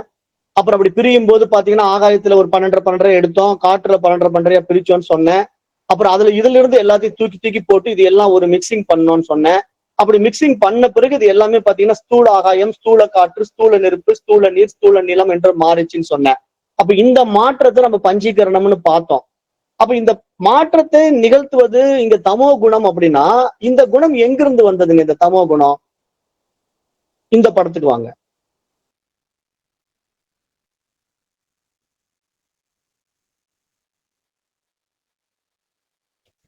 பாருங்க, இந்த தமோ குணம் எங்கிருந்து வந்ததுன்னா, பஞ்சீகரணமும் படைப்பும் அப்படிங்கிற இந்த சாட்டை கவனிங்க. இங்க ஆரம்பத்துல புருஷன் மட்டும் இருந்தது. சுத்த பிரம்மம், நிர்குண பிரம்மம், சைத்தன்யம் தான் இருந்தது. அதை நம்ம பல பேர்ல அழைக்கிறோம். அது என்ன பண்ணுதுன்னா தன்னை பிரதிபிம்பித்து காட்டுதுன்னு தான் சொன்னேனே தவிர அது டைரக்டா அப்படியே கீழே பூமிக்கு இறங்கி வந்துருச்சு அப்படின்னு நீங்க சொல்லவே இல்லை சாஸ்திரம். இங்க தன்னுடைய சக்தியை தான் அது அனுப்புதே தவிர அப்படியே அதுவே கீழே இறங்கி வந்து நானே மனிதனா பிறந்துட்டேன் அப்படின்னு என்னைக்கு அது சொல்லாது, அப்படி சொல்லவும் முடியாது. அப்ப அதனுடைய சக்தியானது வெளிப்படும் போது அங்கிருந்து ஒரு பிரகிருதி உண்டாகுது. அதுக்கு மூல பிரகிருதின்னு பேரு. ஏன்னா இங்கிருந்து தான் எல்லாமே படைக்கப்படுது. அப்ப இது அப்படியே ரெஃப்ளெக்ட் ஆகும்போது அந்த மூல பிரகிருதி சைத்தன்யத்தினுடைய சக்தியை உள்ள வாங்கிக்கிட்டு அதுல இருந்து 3 குணங்களை வெளிப்படுத்துது. அப்படி வெளிப்படுத்துகின்ற இந்த மூல பிரகிருதிக்கு பேரு மாயான்னு பேரு. மாயான்னா இது ஒரு மாயா சக்தி. இந்த சக்தி ஏன் மாயா சக்தின்னு சொல்றோம் அப்படின்னா, அது என்ன வேணா மாத்தி மாத்தி படைக்கும். அது இப்படிதான் அப்படின்னு ஒரு பிக்சடு கிடையாதுல்ல. இப்போ மாயாவி எப்படி ஒரு தொப்பியை காட்டுறான், அப்புறம் ஒரு முயலை காட்டுறான், அப்புறம் வேற வேற உங்களுக்கு விதவிதமா மாயத்தன்மையை செஞ்சு காட்டுறான். இப்ப வர்ற மாயாவிகள் எல்லாம் பாத்தீங்கன்னா, அப்ப திடீர்னு அந்த கூண்டுக்குள்ள இருந்து ஒரு பெண்ணை கொண்டு வரான், அப்புறம் அந்த பெண்ணை அப்படியே 2 அறுத்து தனித்தனியா கொண்டு போறான். இப்படி எல்லாம் என்னென்னமோ பண்ணி காட்டுறாங்கல்ல இப்பெல்லாம் மாய வேலைகளை. அப்ப இது மாதிரி மாய வேலைகளை புரிவதுதான் மாயா சக்தி. அப்ப இந்த மாதிரி மாயத்தன்மை எப்படி புரியுதுன்னா மனோரீதியா புரியுது. அதை நீங்க நல்லா புரிஞ்சுக்கணும். அப்ப மனோரீதியா புரியும் போது இங்க 3 குணபேதங்கள்ல தான் இதை கண்டுபிடிக்க முடியும். இப்ப சத்துவ குணமா வெளிப்படும், ரஜோ குணமா வெளிப்படும், தமோ குணமா வெளிப்படும். இப்படி 3 குணங்களா இங்க முதல்ல வெளிப்பட்டது. அதுல சத்துவ குணத்துல மாயாசக்தி ஈஸ்வரன் வந்தான். அவன் தான் படைத்தல், காத்தல், அழித்தல் அப்படிங்கிற 3 தொழிலை செய்யறான். ரஜோ குணத்துல நம்ம மாதிரி அஜ்ஞானத்துல இருக்கக்கூடிய ஜீவர்கள் வந்தாங்க. ஜீவர்கள்லாம் எல்லாருமே அடக்கம். செடி, கொடி, பூச்சி, புழு, பறவை, மிருகம், மனிதன். தமோ குணத்துல இங்க ஆவரணம், விக்ஷேபம் அப்படிங்கிற 2 சக்திகள் பிரியப்பட்டு அது தோன்றும் சக்தி, மறைக்கும் சக்தியாக மாறும்போதுதான் இங்க நான் யார், என்னை எப்படி இந்த பிரபஞ்ச உடலா நான் இருக்கிறேன் அப்படிங்கிறத இந்த பௌதீக நிலையில நம்ம உடம்ப உண்டு பண்றதுக்கு பேரு விராட் புருஷன்னு பேரு. ஏன்னா இந்த விராட்னா இந்த ஹோல் யூனிவர்சல். ஆனா இங்க ஈஸ்வரன் மாயையில் இருக்கிறான், இங்க வெளிப்படாம இருக்கிறான். பட் இங்கதான் வெளிப்படுறான். இந்த 2க்கு டிஃபரன்ஸ் நல்லா புரிஞ்சுக்கணும்.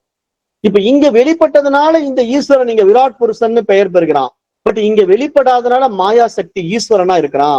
அப்ப இங்க விராட் புருஷனா மாறிட்டான்னா எப்படி மாறிட்டான்? சூரியனா மாறிட்டான், சந்திரனா மாறிட்டான், பூமியா மாறிட்டான், பூமியில பல்வேறு ஜீவராசிகளா மாறிட்டான். அப்ப இவ்வளவும் எப்படி படைக்கப்பட்டது? இந்த தமோ குணம் அப்படிங்கிற கருப்பு நிறத்துல நடக்குது. அப்ப இந்த கருப்பு நிறம் எங்கிருந்து வந்தது? இந்த மாயா சக்தியினுடைய ஒரு விளையாட்டு. அதே மாதிரி இந்த ரஜோ குணம் எங்கிருந்து? இந்த மாயா சக்தியினுடைய விளையாட்டு. இங்க சத்துவ குணம் எங்கிருந்து வந்தது? அதுவும் இந்த மாயா சக்தியினுடைய விளையாட்டு. ஆனா இங்க என்ன பியூட்டின்னா, இங்க இந்த மாயா சக்தி இங்க சத்துவ குணத்துல வெளிவந்து மாயா சக்தி ஈஸ்வரனாகிறதுதான் இந்த 3 வேலைகளை செய்யுது. படைத்தல், காத்தல், அழித்தல்ட்டு. அப்ப இந்த படைத்தல், காத்தல், அழித்தல் என்ற முத்தொழில இது எங்க புரியுது? ரஜோ குணத்துல, தமோ குணத்துலதான் இந்த வேலையை செஞ்சிட்டு இருக்கு. அப்ப ரஜோ குணத்துல, தமோ குணத்துல இந்த வேலையை செய்யும் போது தோன்றி மறைகிறது இந்த உலகம். அப்ப இந்த உலகம் எப்படி நமக்கு தோன்றி மறையுது? இப்ப பகல்ல நான் விழிச்சுக்கிட்டு இருக்கும்போது இந்த உலகம் தெரியுது. நைட்ல நான் டீப் ஸ்லீப் போகும்போது மறைஞ்சு போகுது. அப்ப நான் இந்த உலகத்தை காணமே. இதுதான் நான் இந்த வேதாந்த பாடங்கள்ல அந்த உபனிஷத் சப்ஜெக்ட் எல்லாம் எடுக்கும்போது சொன்னேன் இல்லையா? இப்ப நீங்க விழிச்சுக்கிட்டு இருக்கீங்க, இந்த உலகம் தெரியுது, உறவுகள் தெரியுது, பேங்க் பேலன்ஸ் தெரியுது. ஆனா நீங்க தூங்கும் போது உலகத்தை விட்டுட்டீங்க. அப்ப எங்க போச்சீங்க உலகம்? அப்போ உங்களுக்கு ஏன் உலகம் தெரியல? அப்ப அதுக்கு என்ன உதாரணம்? உங்க மைண்ட் இல்ல, மைண்ட் ஆஃப் ஆயிடுது. மைண்ட் ஆஃப் ஆயிட்டா அங்க உலகமே இல்லை. அப்ப டீப் ஸ்லீப்ல நீங்க காணாமையே போயிட்டீங்க. நீங்க ராமசாமியா, குப்புசாமியான்னு தெரியாது, கமலாவா, விமலாமான்னு தெரியாதுன்னு நான் பல முறை இந்த கிளாஸ்ல சொல்லியிருக்கேன். அப்ப அந்த நிலை ஏன் உண்டானது? அஜ்ஞானம், இருள். அந்த இருள் தான் தமோ குணம். அங்க போய் நீங்க ஒடுங்கிடுறீங்க. இந்த தமோ குணம் இருக்கிற இடம் யார் இடத்துலதான் இருக்கு? அந்த ஈஸ்வரனுடைய மாயா சக்தியே தான் தமோ குணத்துல இருக்கு. அந்த ஈஸ்வரனுடைய மாயாசக்தி தான் ரஜோ குணத்துல இருக்கு, இங்க சத்துவ குணத்துல இருக்கு. ஆனா இங்க சத்துவ குணம் பிரதானமாக இருந்தால்தான் இங்க எது படைக்குது, எது காக்குது, எது அழிக்குதுங்கிற இந்த முத்தொழிலை புரிகின்ற அந்த ஈஸ்வர நிலை புரியும். ஆனா நீங்க ரஜோகுணத்துல மாட்டிக்கிட்டு சராசரி மனிதனா வாழ்ந்துட்டு இருந்தா நீங்க தான் படைக்கிறீங்க, நீங்க தான் அனுபவிக்கிறீங்க, நீங்க தான் அழிச்சிட்டு இருக்கீங்கிறது தெரியாம நீங்க வாழ்வீங்க. அப்ப நீங்க என்ன பண்றீங்கன்னா, உங்களுடைய அகங்காரமா மனசு என்ன பண்ணும்னா, இந்த காரியத்தை நான் செஞ்சேன் அப்படிங்கிற அந்த கர்த்தா போக்த அபிமானம் உங்களை தனித்துவ அடையாளம் பண்ணிக்கிட்டு நீங்க வாழ்ற வாழ்க்கை தான் உங்களுடைய தனித்துவ அகங்காரமா மாறும், அதாவது ஜீவ அகங்காரமா மாறும். ஆனா நாம என்ன சொல்றோம், இந்த ஜீவ அகங்காரத்தை விட்டுடுங்க, ஈஸ்வர அகங்காரத்தை பாருங்க. ஏன்னா ஈஸ்வர சத்துவ குணத்துல இருந்து இந்த படைத்தல், காத்தல், அழித்தல் என்ற முத்தொழில புரியும் போது இங்க உலகம் நிகழுது, அந்த நிகழ்வு நடந்துட்டு இருக்கு. அதுல ஒன் ஆஃப் த டூல் தான் இந்த பாடி மைண்ட் அப்படின்னு இருந்தா இதை எப்ப புரிஞ்சுக்க முடியும்? இந்த மாதிரி பாடத்திட்டங்கள் இந்த ரஜோ குணத்திலேயே படிக்கணும். நீங்க தமோ குணத்துல படிக்க முடியாது, சத்துவ குணத்துக்கும் நீங்க படிக்க முடியாது. அப்ப ரஜோ குணம்ங்கிற இந்த தேடுதல், உங்களுடைய நாட்டம், எப்படி இந்த உலகத்துல இறைவன் யார், நான் யார், இந்த உலகம் எப்படிப்பட்டது அப்படிங்கிற கேள்வி எல்லாம் நீங்க எழுப்பி யாராவது சொல்லித்தர மாட்டாங்களா, ஏதாவது பாடநூல் கிடைக்காதா அப்படின்னு அலைகிறீங்க பாருங்க. அந்த அலைச்சலை மாத்திக்குங்கிறோம். ரஜோ குணத்துல நீங்க செல்லுகின்ற பாதைய மாத்தி பொருளாதாரத்தை நோக்கி ஓடுவது பதிலா கடைசியா வீடு பேருங்கிற அந்த இலக்கை நோக்கி ஓடுங்க. அந்த இலக்கை நோக்கி ஓடுனீங்கன்னா உங்களுக்கு எல்லாம் தானாவே பின்னாடி வரும். அப்ப இந்த நிலையை நீங்க மாற்றம் பண்ணுவதற்கு மனோரீதியா நீங்க அப்டேட் ஆகணும். ஆனா இது தெரியாம நீங்க தமோ குணத்துல போய் ஒடுங்கிட்டு தூக்கத்துல இருக்கிற மாதிரியே வாழ்ந்தாலும் உங்களால எதுவும் தெரிஞ்சுக்க முடியாது. அல்லது வாழும் போதே விழிப்பு நிலையில மந்தமா படுத்துக்கிட்டே இருந்தாலும் உங்களால எதுவும் தெரிஞ்சுக்க முடியாது. அப்ப இங்க வெண்மை, சிவப்பு, கருப்பு அப்படிங்கிற இந்த 3 நிறங்கள் ஏன் இப்படி பேதமை காட்டுதுன்னா, இங்க கருப்பு கருமை அப்படிங்கிறது அஜ்ஞானம், அறியாமை அப்படிங்குது. அப்ப இந்த இடத்துல நான் தான் அந்த ஒட்டுமொத்த உடல்ல ஈஸ்வர உடம்புக்குள்ள இருக்கிறேங்கிறது தெரியாம இந்த மறைத்தல் சக்தி மறைச்சுக்கிட்டு இருக்கு. அப்ப நீங்க இந்த ரஜோ குணத்தை தூண்டி அந்த விஷயத்தை புரிஞ்சுக்கும் போது உங்களுக்கு தோன்றும் சக்தி தோன்றி உங்களை யாருன்னு காட்டி கொடுக்கும். அப்ப தோன்றும் சக்தியினால நீங்க விழிச்சுக்கிட்டு தமோ குணத்துல இருந்து வெளியே வந்து ரஜோ குணத்தை அடையணும். அப்ப ரஜோ குணத்துல இருந்து நீங்க சத்துவ குணத்தை அடையணும். அப்படி சத்துவ குணத்தை அடைஞ்சா உங்களுக்கு இங்க சைத்தன்யம் தெரியும். ஏன்னா மூல பிரகிருதியா இருக்கிற என்னுடைய விஷயம் உண்மையிலேயே சைத்தன்யத்தினுடைய பிரதிபிம்பம் அப்படின்னு தெரியும். அது தெரிஞ்சிட்டா இங்க நிர்குண பிரம்மம் மட்டும்தான் இருக்குதுங்கிறது புரியும். அப்ப இந்த நிலைக்கு நீங்க போகிறது உண்மையிலேயே போயிட்டீங்க அப்படின்னா இன்னொரு பியூட்டி என்ன தெரியுமா, இங்க உலகம் படைக்கப்படவே இல்லைங்க. ஏத்துக்க முடியுதா அவளால? இதான் விஷயம். இப்ப நம்ம இவ்வளவு தூரம் இந்த பாடத்தை பஞ்சீகரணத்தை படிச்சோம். இப்ப பஞ்சபூதங்களுடைய ரேஷியோ பார்த்தோம். இப்ப இந்த ரேஷியோவை பிரிச்சோம், எல்லாம் ஓகே. இத்தனை ஏன் நடக்குது தெரியுமா? நீங்க மைண்ட்ல இருந்தா நடக்கும். உங்க மனசு கீழ்நிலை பரிமாணத்துக்குள்ள போனா உங்க மனம் என்ன நினைக்கும், நான் இப்படி வாழணும், அப்படி வாழணும், நான் பணக்காரன் ஆகணும், அல்லது நான் இப்படி ஒரு பெரிய மினிஸ்டர் ஆகணும், அல்லது நான் ஒரு பெரிய பிசினஸ் மேன் ஆகணும் அப்படின்னு நீங்க என்னென்ன கற்பனா சக்திகளை உங்களுக்குள்ள ஓட்டுறீங்களோ அதெல்லாம் மைண்ட் ஆக்டிவேட் பண்ணி உங்களுடைய ரேஷியோவை சேஞ்ச் பண்ணிட்டே இருக்கும். அப்போ ஒரு சர்டன் ஸ்டேஜ்ல இந்த உடம்பு டெஸ்ட்ராய் ஆயிடுது, உடம்பை விட்டுறீங்க. அப்ப அந்த மனசு என்ன பண்ணும், அந்த சேகரிப்பை எடுத்துக்கும். அதுக்கு பேர் தான் கர்மா. அப்ப அந்த கர்மா என்ன பண்ணும்னா அதை சித்தத்துல எடுத்துக்கிட்டு கிளம்பிடும். மனம் இந்த பௌதிக உடலை விட்டுடுது, தன்னுடைய சூட்சம உடலுக்கு திரும்பிடுது. அந்த சூட்சம உடம்புக்கு திரும்பும் போது அது 17 தத்துவங்களை எடுத்துட்டு போயிடுது. என்னென்ன 17 தத்துவங்கள்? 5 ஞானேந்திரியங்கள், 5 கர்மேந்திரியங்கள், 5 பிராணங்கள், மனம், புத்தி. இந்த 17 தத்துவங்களை எடுத்துக்கிட்டு நீங்க உடம்பை விட்டுட்டு போயிடுவீங்க. ஏன்னா பௌதிக உடம்பை மட்டும்தான் விட்டீங்க. எதை விட்டீங்க? பஞ்சபூதத்துல வந்த பௌதிக உடம்பை மட்டும்தான் விட்டீங்க. ஆனா சூட்சம பஞ்சபூதங்களே நீங்க இருக்கிறீங்க. ஏன்னா பஞ்சபூதத்தை எங்கேயுமே இழக்க முடியாது. ஏன் இழக்க முடியாது? ஆகாய தத்துவத்தோட மற்ற பூதங்கள் சேர்ந்து சூட்சமா இருக்கிற மனோ உடலுக்குள்ள போயிட்டீங்க. அப்ப மனோ உடலுக்குள்ள போனா அந்த இடத்துக்கு பேர் என்ன? காரண சரீரம். இந்த இடத்துக்கு நீங்க இந்த உடம்பு எடுக்கிறதுக்கு வரும்போது அதுக்கு பேர் என்ன? சூக்கம சரீரம். இந்த உடம்பை எடுத்துட்டீங்க, இதுக்கு பேர் என்ன? ஸ்தூல சரீரம். அப்ப இந்த ஸ்தூல சரீரத்துல இருந்து நீங்க விடுபட்ட உடனே சூக்கம சரீரத்துக்குள்ள அந்த 17 தத்துவங்களை எடுத்துக்கிட்டு போறீங்கல்ல, அதுல இந்த 5 கர்மேந்திரியங்கள், ஞானேந்திரியங்கள், பிராணன், மனம், புத்தி அப்படின்னு 2 பாயிண்ட ஹைலைட் பண்ணிக்கணும். அப்ப அந்த மனம் புத்தியை நீங்க எடுத்துட்டு போகும்போது உங்களுடைய மனதுல எப்படிப்பட்ட விஷயங்கள் எல்லாம் இந்த வாழ்க்கையில சேர்த்துக்கிட்டீங்க, இந்த உலகத்துல வாழும் போது சேர்த்துக்கிட்டீங்க, அதை எப்படியெல்லாம் நீங்க புரிஞ்சுக்கிட்டீங்க, அப்படிதான் உங்க அடுத்த வாழ்க்கை இருக்க போதுங்க. அப்ப நீங்க அதை மாத்தி புரிஞ்சுக்கிட்டீங்கன்னா நீங்க தெய்வம் ஆகலாம். தவறா புரிஞ்சுக்கிட்டா வேற உடம்புல வரப்போறீங்க. இவ்வளவுதான விஷயம். அப்ப நீங்க இந்த மனம் புத்திங்கிற அந்த பரிமாணத்துக்குள்ள நீங்க இந்த உடம்பை விட்டுட்டு போறதுக்கு முன்னாடி இப்போ அந்த மனசையும் புத்தியும் இந்த பௌதிக உடலை வச்சுக்கிட்டே நீங்க அப்டேட் பண்ணிட்டீங்கன்னு வச்சுக்கோங்களேன். அப்டேஷன்னா என்ன? இப்ப நம்ம இந்த மாதிரி பாடத்திட்டங்கள்ல போய் நம்ம எதுக்காக வந்திருக்கிறோம், புருஷார்த்தம்னா என்ன, விடுதலைன்னா என்ன, யாருக்கு விடுதலை அப்படின்னு எல்லாம் விசாரணை பண்ணி பார்த்து, ஓ இப்ப நான் அஜ்ஞானத்தினால நான் படைப்பை உண்டாக்கி உண்டாக்கி மீண்டும் மீண்டும் வந்துட்டு இருக்கிறேன். அப்ப உண்மை என்ன, இந்த சாஸ்திரம் என்ன சொல்ல வருது, மகான்கள் ரிஷிகள் என்ன சொல்ல வராங்க அப்படின்னு நீங்க ஆழமா தேடி கண்டுபிடிச்ச உடனே அவங்க என்ன சொல்றாங்கன்னா, பாருப்பா இங்க இறைவன் மட்டும்தான் இருக்கிறான். அது தன்னை பிரதிபிம்பித்து காட்டின பிரதிபிம்ப உருவத்துல நீ என்ன பண்ணிட்ட, நீயே உன்னை ஆக்டிவேட் பண்ணிக்கிட்ட, தனிப்பட்ட முறையில தனி உடல் அபிமானம் பண்ணிக்கிட்ட. அப்ப தனி உடல் அபிமானத்துல நீ நான் தான் கர்த்தா நான் தான் போக்தாங்கிற அந்த செயல் விளைவுக்குள்ள வந்துகிட்டு நீயா பல விஷயங்களை சேகரம் பண்ணிக்கிட்ட. அதை நீ எடுத்துக்கிட்டு மீண்டும் பிறப்பு இறப்பு சக்கரத்துல சுத்திக்கிட்டே இருக்கிற. அப்படி நீ சுத்திக்கிட்டே இருக்கும்போது உனக்கு ரேஷியோ மாறி மாறி நீ மீண்டும் மீண்டும் இந்த பஞ்சபூதங்களை எடுத்துக்கிட்டு வந்து உடம்பு எடுத்துக்கிட்டே இருப்ப. அப்ப இந்த பஞ்சபூதங்களே இல்லாம நீ எங்க போகணும், மீண்டும் அந்த ரிவர்ஸ்ல போகணும், சூட்சம சரீரத்துக்கு போகணும். அப்ப ஆதி நிலைக்கு நம்ம திரும்பணும், அந்த மூலத்துக்கே நம்ம போகணும். அந்த மூலம் தான் அந்த சார்ட்ல நான் சொன்னேன். எப்படி நீங்க சத்துவ குணத்துக்கு வர்றீங்க, சத்துவ குணத்துக்கு வந்து அந்த மூல பிரகிருதி போறீங்க, மூல பிரகிருதியிலிருந்து மீண்டும் புருஷனா மாறிட்டீங்க. அப்ப புருஷன்ல இருந்து மூல பிரகிருதி வந்தது, மூல பிரகிருதியிலிருந்து அகங்காரம் மகத்து வெளிப்பட்டது, மகத்திலிருந்து 3 குணங்கள் வெளிப்பட்டது, சத்துவம் ரஜஸ் தமஸ் என்ற 3 குணங்கள் வெளிப்பட்டது. அந்த 3 குணங்களின் அடிப்படையில உங்களுக்கு உடல் கிடைச்சது. அந்த உடலின் அடிப்படையில நீங்க உலகத்துல விவகாரம் பண்ணீங்க. அப்படி விவகாரம் பண்ணும்போது அந்த 3 குணங்களை மாடிஃபிகேஷன் பண்ணுகின்ற ஃப்ரீ வில் உங்ககிட்ட கொடுக்கப்பட்டிருக்கு. நீங்க சத்துவ குணத்துக்கு வரலாம், ரஜோ குணத்துக்கு போகலாம், தமோ குணத்துக்கு போகலாம். ஆனா அந்த ஃப்ரீ வில்ல நீங்க தவறா யூஸ் பண்ணிட்டீங்க. எப்படி யூஸ் பண்ணிட்டீங்க, மேக்சிமம் ரஜோ குணத்திலேயே வாழ்ந்தீங்க. அகங்காரம், ஆணவம், நான் பெரிய ஆளு, நான் பெரிய படிச்சவன், எனக்கு எல்லாம் தெரியும் அப்படின்னு என்னென்ன ஈகோ கிரியேட் பண்ணிட்டீங்களோ அது பூரா உங்களுக்கு பவுண்டரியா மாறிடுச்சு. ஒரு பாண்டை உருவாக்கிட்டீங்க. அது அடுத்த உடலுக்கு தயாராயிடும். அந்த பாண்டெல்லாம் எங்க போய் ஸ்டோர் ஆகும், சித்தத்துல போய் ஸ்டோர் ஆயிடும். அது சித்தத்துல ஸ்டோர் ஆனதுக்கு பேர் வந்து காரண சரீரம். அப்ப நீங்க இந்த சூட்சும உடல்ல பரு உடலை எடுத்து இந்த மாதிரி விவகாரத்தெல்லாம் உள்ள வாங்கி சித்தத்துல பதிவு பண்ணி மீண்டும் கொண்டு போய் காரண சரீரத்துல போடும்போது அதுக்கு பேர் வந்து சஞ்சித கர்மா. அப்ப அங்க ஏகப்பட்ட குப்பைகள் இருக்கு. ஏற்கனவே பல பிறவிகள் எடுத்த குப்பை, இப்போ இந்த உடம்புல வாழ்ந்து எடுத்துட்டு போற குப்பை, இது எல்லாம் திருப்பி தூக்கிட்டு அடுத்த உடம்பு எடுக்க வரும்போது அதுக்கு பிராரப்த கர்மா. அப்ப அந்த பிராரப்த கர்மாவில மீண்டும் ஒரு உடம்பு கிடைக்கும். அது உங்களுக்கு என்ன பிராரப்தத்தை எடுத்துக்கிட்டு வரீங்களோ அப்படிப்பட்ட உடம்பு. அப்ப அந்த உடம்புல நீங்க வாழுகின்ற வாழ்க்கையில வேறுபாடுகள் இருக்கத்தானே செய்யும். ஏன்னா அவனை மாதிரி நான் வாழ முடியலன்னா எப்படி வாழுவீங்க? நீங்க ஏற்கனவே தீர்மானிக்கப்பட்ட வாழ்க்கையை வாழ்றதுக்கு தான் நீங்க வந்திருக்கிறீங்க. அப்ப நீங்க அதைத்தான் வாழ போறீங்க. அப்ப நீங்க அந்த வாழ்க்கையை வாழ்ந்துட்டு இருக்கும்போது உங்களுக்கு ஒரு ஃப்ரீ வில் கொடுத்துருக்காங்க பாருங்க. அதுதான் ஆகாமிய கர்மா. கர்மாவுடைய டிஃபரன்ஸ் நல்லா புரிஞ்சுக்கணும். சஞ்சித கர்மா ஏற்கனவே நம்மால் சேகரிக்கப்பட்ட ஒட்டுமொத்த வினை பயன்கள், பாவ புண்ணிய பலன்கள். அதுல இருந்து நீங்க ஒரு பிராரப்தத்தை எடுத்துக்கிட்டு இப்ப இந்த மனித உடல்ல வந்திருக்கீங்க. இப்படி வந்த உடனே இப்ப என்னுடைய பாவ புண்ணியத்தை அந்த மாதிரி நான் பிறந்திருக்கிறேன். நான் அம்பானிக்கு மகனா பிறக்கல, ஒரு சாதாரண ஏழை வீட்டுல மகனா பிறந்திருக்கேன்.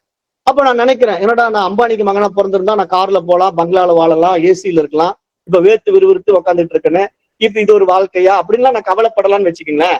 அப்ப என்னுடைய வாழ்க்கை என்ன பண்ணுவோம், இதையே சிந்தனை பண்ணி இன்னும் நான் எப்படி பணக்காரன் ஆகிறது, நான் எப்படி அம்பானி ஆகிறது அப்படின்னு யோசனையிலேயே ஓடிக்கிட்டு இருக்குமா. அப்ப என்னுடைய மைண்ட் இந்த மாதிரி விஷயங்களை சேகரிச்சு அடுத்த பிறகு வேற மாதிரி அம்பானி மாதிரி மாறதுக்கான வாய்ப்புகளை நோக்கி போலாம். அது எப்படி வேணா நம்மளுடைய மனப்பதிவுகள் தகுந்த மாதிரி மாற்றங்கள் நிகழும். ஆனா அந்த அம்பானியை நோக்கி நான் போறதுக்கு இந்த வாழ்க்கையிலேயே முயற்சி எடுக்கிறேன். அதுதான் என்னுடைய ஆகாமிய கர்மா, நானா உருவாக்குற புதிய கர்மாக்கள். ஆனா ஏன் அந்த கர்மாவை நான் அச்சீவ் பண்ண முடியல? நம்முடைய பிராரப்த கர்மாவில இருக்கணும்ல, அச்சீவ் பண்றதுக்கான ஆப்பர்ச்சுனிட்டி அதுல கொடுக்கப்பட்டிருந்தா தான் அச்சீவ் பண்ண முடியும். ஆனா அம்பானி மாதிரி நான் மாறணும்ட்டு நானா எவ்வளவு தலைகளா நின்னாலும் ஏன் மாற முடிய மாட்டேங்குதுன்னா, ஏற்கனவே நான் என்னுடைய பிராரப்தத்துல என்னுடைய குறுகிய மனப்பான்மையை வச்சு வாழ்ந்துட்டு இருக்கிற வாழ்க்கையை தான் இப்ப இந்த உடம்பு எடுத்து வந்து நான் வாழ்ந்துட்டு இருக்கும்போது என்னுடைய வாழ்க்கையில நான் பெருசா மாற்றம் பண்ண முடியாம தடுமாறுறேன். அப்ப ஏன் தடுமாறுறேன்னா, எனக்கு ஆசைதான் எனக்கு முன் நிறுத்தப்படுதே தவிர அறிவு வெளிப்பட மறுக்குது. அப்போ நான் இந்த மாதிரி ஒரு விஷயத்துக்குள்ள வந்து ஆராய்ந்து பார்க்கிறேன். ஏன் நான் நினைக்கிறதுலாம் நடக்க மாட்டேங்குது, எனக்கு ஏன் கஷ்டம் வருது, எனக்கு ஏன் சிரமம் வருது, எனக்கு இதுல ஏதாவது மாற்று வழி இருக்கா அப்படின்னு பார்க்கும்போது சாஸ்திரம் இருக்குதுன்னு சொல்லுது. என்ன சொல்லுதுன்னா, நீ வந்து மனதுல ஏற்கனவே தவறான நெகட்டிவ் எண்ணங்களை வச்சுக்கிட்டு நீ வாழ முயற்சி பண்ற, அப்புறம் நீ ரஜோ குணத்திலேயே ஓடி நீ எல்லாத்தையும் அடைய ஆசைப்படுற, அப்படி இல்லைன்னா தமோ குணத்துல போய் ஒடுங்கிக்கிற. இந்த 2 குணத்துக்கு மேல ஒரு சத்துவ குணம் உனக்கு இருக்கு. அப்ப நீ உன்னை மேம்படுத்திக்க பாரு. அப்ப சத்துவ குணத்துக்கு வரணும்னா நீ மனதை வந்து அமைதிப்படுத்தணும், மனதுக்கு உண்டான புரிதலை மேம்படுத்தணும். அப்ப நீ அதுக்குண்டான பாட நூல்கள் வந்து இந்த மாதிரி அத்தியாத்ம ஞானத்துக்குள்ள வந்து கத்துக்கணும். அப்ப இதை படி அப்படின்னு சொல்லும் போது நம்ம இந்த பாதைக்குள்ள வந்துடுறோம், வந்து இதையெல்லாம் படிக்கிறோம். அப்ப நமக்கு எல்லாம் புரியுது. இப்ப நமக்குள்ள ஃப்ரீவில் வேலை செய்யும். எப்படின்னா, ஆகாமிய கர்மாங்கிறது என்னுடைய சுய அறிவு, நானா விருப்பப்பட்டு மாத்த முடியும். ஏன்னா நான் வாழும்போது வாழுகின்ற வாழ்க்கை அது. அப்ப என்னுடைய பிராரப்தப்படி எனக்கு இந்த வாழ்க்கை இப்படிதான் கொடுக்கப்பட்டிருந்தாலும் நான் என்னுடைய வாழ்க்கையை கொஞ்சம் சத்துவ குணத்துல வந்து வாழ பாக்குறேனே அப்படின்னு நான் கொஞ்சம் வாழ்க்கை முறையை மாத்தி இது மாதிரி நல்ல காரியங்களை பண்ணி நல்ல சமுதாயத்தை உருவாக்குற முயற்சி, நல்ல பாடநூல்களை படிக்கிறது, நல்லவை கேட்டல், நல்லவை பார்த்தல், நல்லவை இது பண்றது, பார்த்தல் கேட்டல் என்கிற மாதிரி, தீவை பார்க்காதே, தீவை பேசாதே, கேட்காதேங்கிற மாதிரி நல்லவை கேட்கிறேன். இப்ப இந்த மாதிரி வேதாந்த சாஸ்திரங்களை கேட்டுக்கிட்டே இருக்கிறேன், வேதாந்த சாஸ்திர புத்தகங்களை படிச்சுக்கிட்டே இருக்கிறேன், அப்புறம் நான் வேதாந்த சாஸ்திரங்களை பற்றியே பேசிக்கிட்டே இருக்கிறேன். அப்போ இந்த இதை மாத்திட்டா ஆகாமிய கர்மா என்ன ஆயிடுது? நமக்கு பிராரப்தத்துல இருக்கிற அந்த வேலையை நம்ம பண்ணிக்கிட்டே இருக்கிறதுக்கு ஆகாமிய கர்மா வந்து நமக்கு சேராம நம்மள ஈஸ்வர தன்மைக்கு கொண்டு போயிடுது. எப்படி கொண்டு போகுதுன்னா, இப்ப நீங்க இந்த பாடத்திட்டத்தினுடைய புரிதல்ல செய்யும் போது நீங்க கர்மாவா பண்ண போறது இல்ல, அது கர்ம யோகமா மாறி போகுது. இவ்வளவுதான் வித்தியாசம். ஒரு சின்ன பாயிண்ட மட்டும் மாத்திரம். இப்போ நீங்க ரஜோகுணத்துல வாழ்ந்துட்டு இருந்த போது நீங்க கர்ம யோகமா பண்ண தெரியல, நீங்க என்ன பண்ணிட்டீங்க, நான் செய்யறேங்கிற ஈகோல வாழ்ந்துகிட்டு இருந்தீங்க, அதுக்கு பேரு கர்மா. இப்ப நீங்க சத்துவ குணத்துல வந்துட்டு நீங்க செய்யற காரியம் அதே காரியம் தான் செய்ய போறீங்க. ஆனா இப்ப என்ன புரிதல்னா, இதை நான் செய்யல, இந்த உடலும் மனசும் ஈஸ்வரனுடைய கருவி. அப்ப இது வந்து இந்த உடம்பையும் மனித மனசையும் பயன்படுத்தி ஏதோ செய்ய விரும்புது. அப்ப அது எது செய்தோ செய்யட்டும், அது அவனுடைய பணின்ட்டு அப்படியே நீங்க அன்றாட வாழ்க்கையில நீங்க சமையல் செஞ்சாலும் பரவாயில்ல, அந்த சமையல் வேலையை சிறப்பா செய்றீங்க ஈஸ்வர காரியமா. அவ்வளவுதான். அந்த அந்த பலன் ஈஸ்வரனுக்கு அர்ப்பணம். நீங்க எனக்கு ஒண்ணும் இல்லப்பா, நீ தான் சமைக்க சொன்ன, நான் சமைக்கிறேன், உன்னுடைய உடம்பு, நீ இந்த உடம்பு வச்சு பாரு இப்படி எல்லாம் சமைச்சு போட சொல்ற, நான் சமைச்சு போட்டுட்டு இருக்கேன் அப்படின்னு ஒருத்தர் சமையல் செஞ்சுட்டு இருப்பாங்க, ஒருத்தர் கிளாஸ் எடுத்துட்டு இருப்பாங்க, ஒருத்தர் பிசினஸ் பண்ணிட்டு இருப்பாங்க, எல்லாம் அவங்கவுங்க வேலையை பண்ணுவாங்க. ஆனா இந்த ஞானத்துல பண்ணா இந்த ஆகாமிய கர்மா அவங்களுக்கு என்ன ஆகும்னா ஃப்ரீவில் மூலமா கர்ம யோகமா மாறி இப்ப புதிய கர்மாக்கள் சேர்க்கப்பட்டது இல்லை இல்லையா? ஏற்கனவே நம்ம கொண்டு வந்த பிராரப்திலிருந்து தப்பிக்க முடியாது, அதை அனுபவிச்சுட்டே இருக்கிறோம். ஆனா சஞ்சித கர்மாவை அழிக்கிறோம். ஏன்னா ஞானம் வரவே நம்முடைய பூர்வ சம்ஸ்காரங்கள் வாசனைகள் எல்லாம் நம்ம விட்டு நீங்க ஆரம்பிச்சிடும். அப்ப அந்த சஞ்சித கர்மா எப்படி அழியும் அப்படின்னா ஞானத்தினால எரிச்சிடுறோம். இது சாஸ்திரம் சொல்லி கொடுக்குது. நீ அடைந்த ஞானத்தினால நீ இனிமேல் எந்த வாசனைகளும் எடுக்க வேண்டாம், ஏன்னா புரிஞ்சு போச்சு இப்ப எதுவுமே நமக்கு உண்மை இல்லை, அப்ப உண்மையிலே இறைவன் மட்டும் தான் இருக்கிறான், அப்ப மூல பிரகிருதிங்கிறது இறைவனுடைய பிரதிபிம்பம் தான் அப்படின்னு ஒரு ஞானம் வந்து விட்டா பஞ்சபூதங்கள் பூரா உங்களுக்கு டெஸ்ட்ராய் ஆயிடும். நீங்க இனிமேல் பௌதிக உடலையே வர முடியாது. அதனாலதான் நான் உங்களுக்கு வந்து உடம்பே கிடைக்காதுன்னு சொல்றோம். இது உங்களுக்கு புரியணும். ஏன்னா எப்படிங்க திருப்பி நான் உடம்பு எடுக்காம இருக்கிறதுக்கு என்னங்க உத்தரவாதம் அப்படின்னு கேட்டீங்கன்னா, நீங்க சூட்சும உடலை புரிஞ்சுக்கிட்டு காரண உடலை புரிஞ்சுக்கிட்டு நீங்க உண்மையான இறைநிலையை உணர ஆரம்பிச்சிட்டீங்க அப்படின்னா இறைவன் வந்து வெளிப்படவே இல்லையே, அவனுடைய பிரதிபிம்பம் தானே கண்ணாடியில தெரியுது. ஆனா அந்த கண்ணாடியில தெரிஞ்ச அந்த உருவம் தானா நான் தான் அதுன்ற ஒரு அபிமானத்தினால உண்டாக்கப்பட்டது இந்த உலகம். அது ஈஸ்வரனாகவும் இருக்குது, ஜீவர்களாகவும் இருக்கு. அப்ப ஈஸ்வர அகங்காரம்ங்கிறது பெரிய அகங்காரம், ஒட்டுமொத்த பிரபஞ்ச அகங்காரம். ஜீவன் அப்படிங்கிறது தனித்த அகங்காரம், இந்த உடல் சார்ந்த அகங்காரம். அப்ப நம்ம இந்த பாடத்துல அப்டேட் ஆக உடனே நமக்கு ஈஸ்வர அகங்காரத்துக்குள்ள வந்து எல்லாம் ஈஸ்வர நீதிக்குள்ள இருக்குன்ட்டு நம்ம அந்த ஈஸ்வரன் இடத்துல நம்மளுடைய காரியங்களை ஒப்படைச்ச உடனே தனிப்பட்ட கர்மா இந்த உடம்புல இல்ல. ஆனா ஈஸ்வரனுடைய ஒட்டுமொத்த அகங்கார உடல்ல அது இருக்கும், அது காரண சகிதம் அழியாம இருக்கும். ஆனா இந்த ஞானம் உங்களுக்குள்ள போன உடனே அந்த ஈஸ்வரனே யாரு, அந்த பரமனின் சக்தி தானே.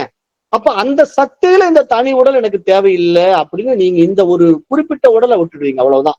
இந்த உடம்புல வரமாட்டீங்க, பிறப்பு இல்லை. ஆனா ஈஸ்வரன் இல்லாம போயிடுவானா? ஈஸ்வரன் இருந்துட்டு தான் இருப்பான்.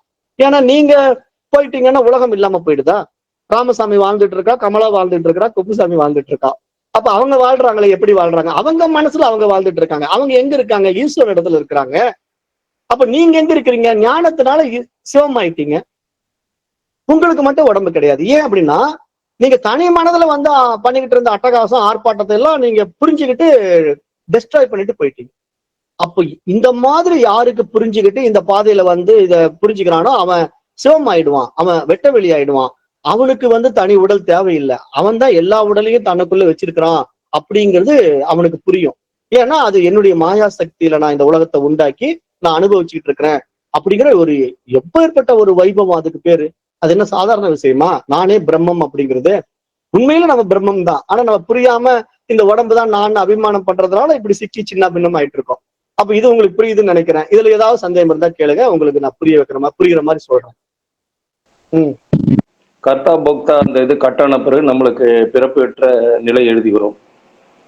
கர்த்தா பக்தா எப்ப கட் ஆகும்னா, நீங்க நான் ஜீவன் அப்படிங்கிற அபிமானத்தை விடும்போது தாங்க கட் ஆகும்.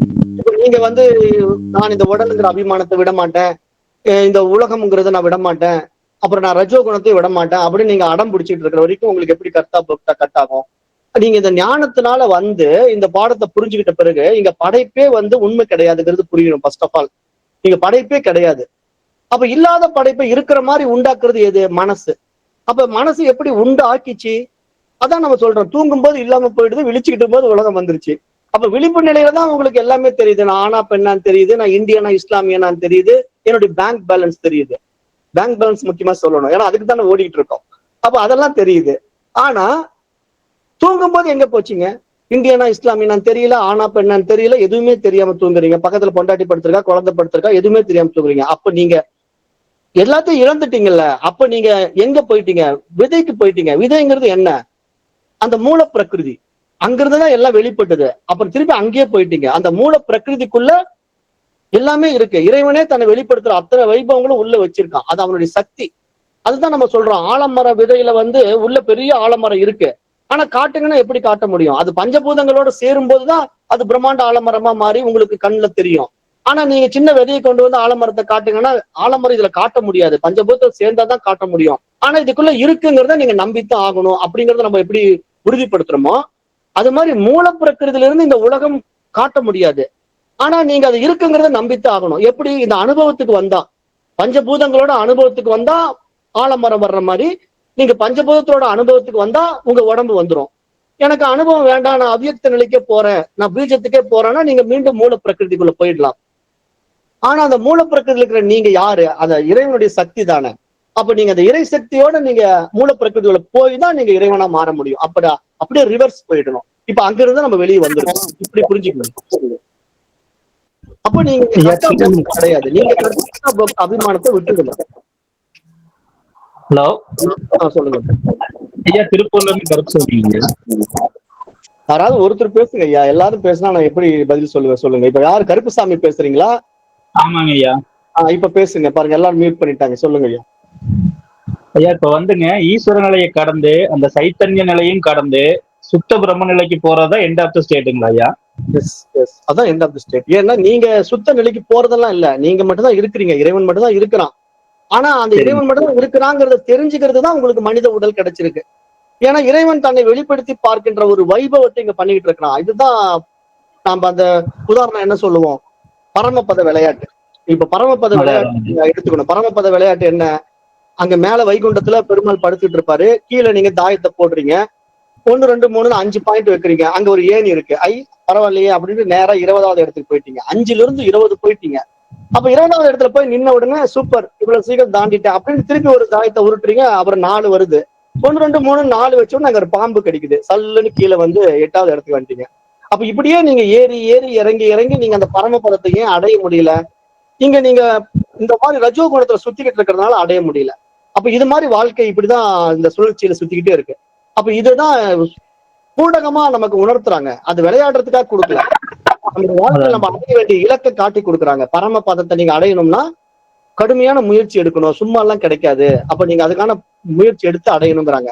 அப்ப அந்த முயற்சி என்ன? இப்ப நாம எந்த ஜீவராசிகளும் இதை அடைய முடியாது. மனிதனா நம்ம வந்திருக்கிறதே ஒரு சிறப்பு என்னன்னா பகுத்தறிவு பரிமாணம். அப்ப நல்லது எது கெட்டது எதுன்னு பிரிச்சு பாக்குறோம், நல்லதை பிடிச்சிக்கிறோம், அந்த நல்லதையே பயணம் பண்றோம். அப்ப வேத சாஸ்திரங்களை படிக்கிறோம், பகவத்கீதை படிக்கிறோம், பிரம்மசூத்திரம் படிக்கிறோம், இந்த மாதிரி வேதாந்த சாஸ்திரங்களை படிக்கிறோம். அப்ப நமக்கு மைண்ட் என்ன ஆகுது? எல்லாம் புரிஞ்சு புரிஞ்சு நம்முடைய அஜ்ஞானத்தை பூரா நீக்குது. இங்க நாம படிக்கிற இந்த சாஸ்திரம் எல்லாம், மெய்ஞான சாஸ்திரங்கள் பூரா என்ன பண்ணுதுன்னா அஜ்ஞானத்தை நீக்குவதற்காகத்தான் வந்திருக்கு, அறிவை புகட்டுவதற்காக வரல. ஆனா நீங்க மெய்ஞானத்தை தவிர விஞ்ஞான சாஸ்திரங்கள் எல்லாம் படிக்கிறீங்கல்ல, இப்ப பிசிக்ஸ், கெமிஸ்ட்ரி, பயாலஜி எல்லாம் விஞ்ஞான சாஸ்திரங்கள், அது உங்களுக்கு அறிவை புகட்டுவதற்காக வந்திருக்கு.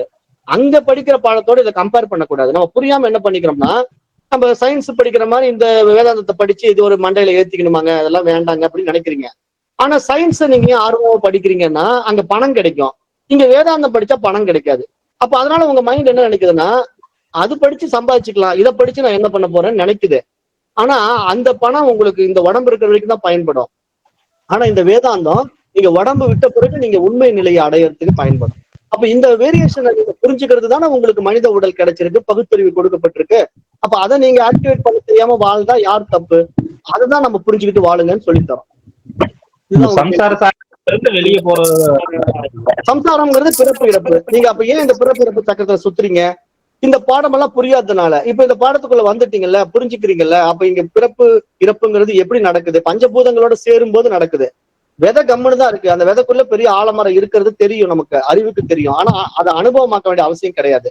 ஆனா அனுபவம் ஆக்கணும்னு நினைச்சீங்கன்னா அந்த ஆலமரத்தை கொண்டு போய் பூமியில நடுறீங்க, ஆலமர விதைய. அது உடனே வெப்பத்தோட நீரோட காற்றோட சங்கமமாகி ஒரு பிரம்மாண்ட ஆலமரமா மாறி விழுதுகள், கிளைகள், இலைகள், பழங்கள், பூக்கள்னு கொடுத்து ஒரு பெரிய ஆர்ப்பாட்டமே பண்ணிட்டு இருக்கு. அது மாதிரி இப்ப நீங்க அந்த மூல பிரகிருதியா விதையா இருந்த நீங்க வெளிப்படுற மனசுதான் நான் இப்ப சொல்லிட்டு இருக்கிறேன்.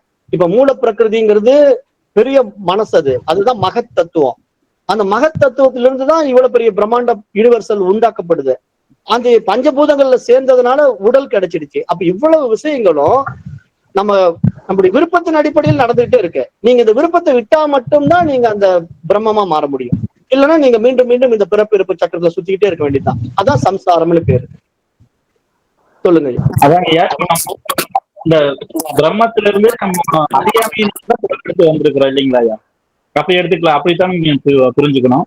புரியல, பிரம்மத்திலிருந்து இப்ப அந்த சுத்த பிரம்மத்திலிருந்து நம்ம அஞ்ஞானத்தினாலதான் பிறப்பெடுத்து வந்திருக்கிறோங்கிறது அப்படி புரிஞ்சுக்கலாங்களான்னு கேக்குறேங்க. எடுக்கவே இல்லை, அப்படி புரிஞ்சுக்க கூடாது. ஏன் அப்படின்னா இப்ப இங்க பிறப்பு இறப்புங்கிற விஷயம் நடக்கவே இல்லை. அதாவது சரிங்களா, எப்படி புரிஞ்சுக்கணும்னா, இப்ப நான் போய் கண்ணாடி முன்னாடி நிக்கிறேன். இப்ப கண்ணாடியில என்ன மாதிரியே தெரியுது. இப்ப என்ன மாதிரியே ஒரு உருவம் தெரிஞ்ச உடனே உண்மையா இங்க நான் தான் லைவ்ல இருக்கேன், அறிவா இருக்கிறேன். ஆனா கண்ணாடியில் இருக்கிற உருவம் அது நான் தான் தன்னை அபிமானம் பண்ணிக்குது. அப்படி அபிமானம் பண்ண உடனே அதுக்கு ஒரு இது வந்துடுது, வந்துற மாதிரி அதை ஆக்ட் பண்ணுது. அப்படி ஒரு மாய விளையாட்டு நடக்குது. ஆனா அதை நீங்க எப்படின்னா இப்ப இப்படி கேள்வி கேட்க கூடாது குதர்க்கமா. எப்படிங்க கண்ணாடியில் இருக்கிற உருவம் எப்படிங்க பேசும், எப்படிங்க அது அனுபவத்துக்கு வரும், எப்படிங்க அதுக்கு அறிவு வரும்னு கேட்கக்கூடாது.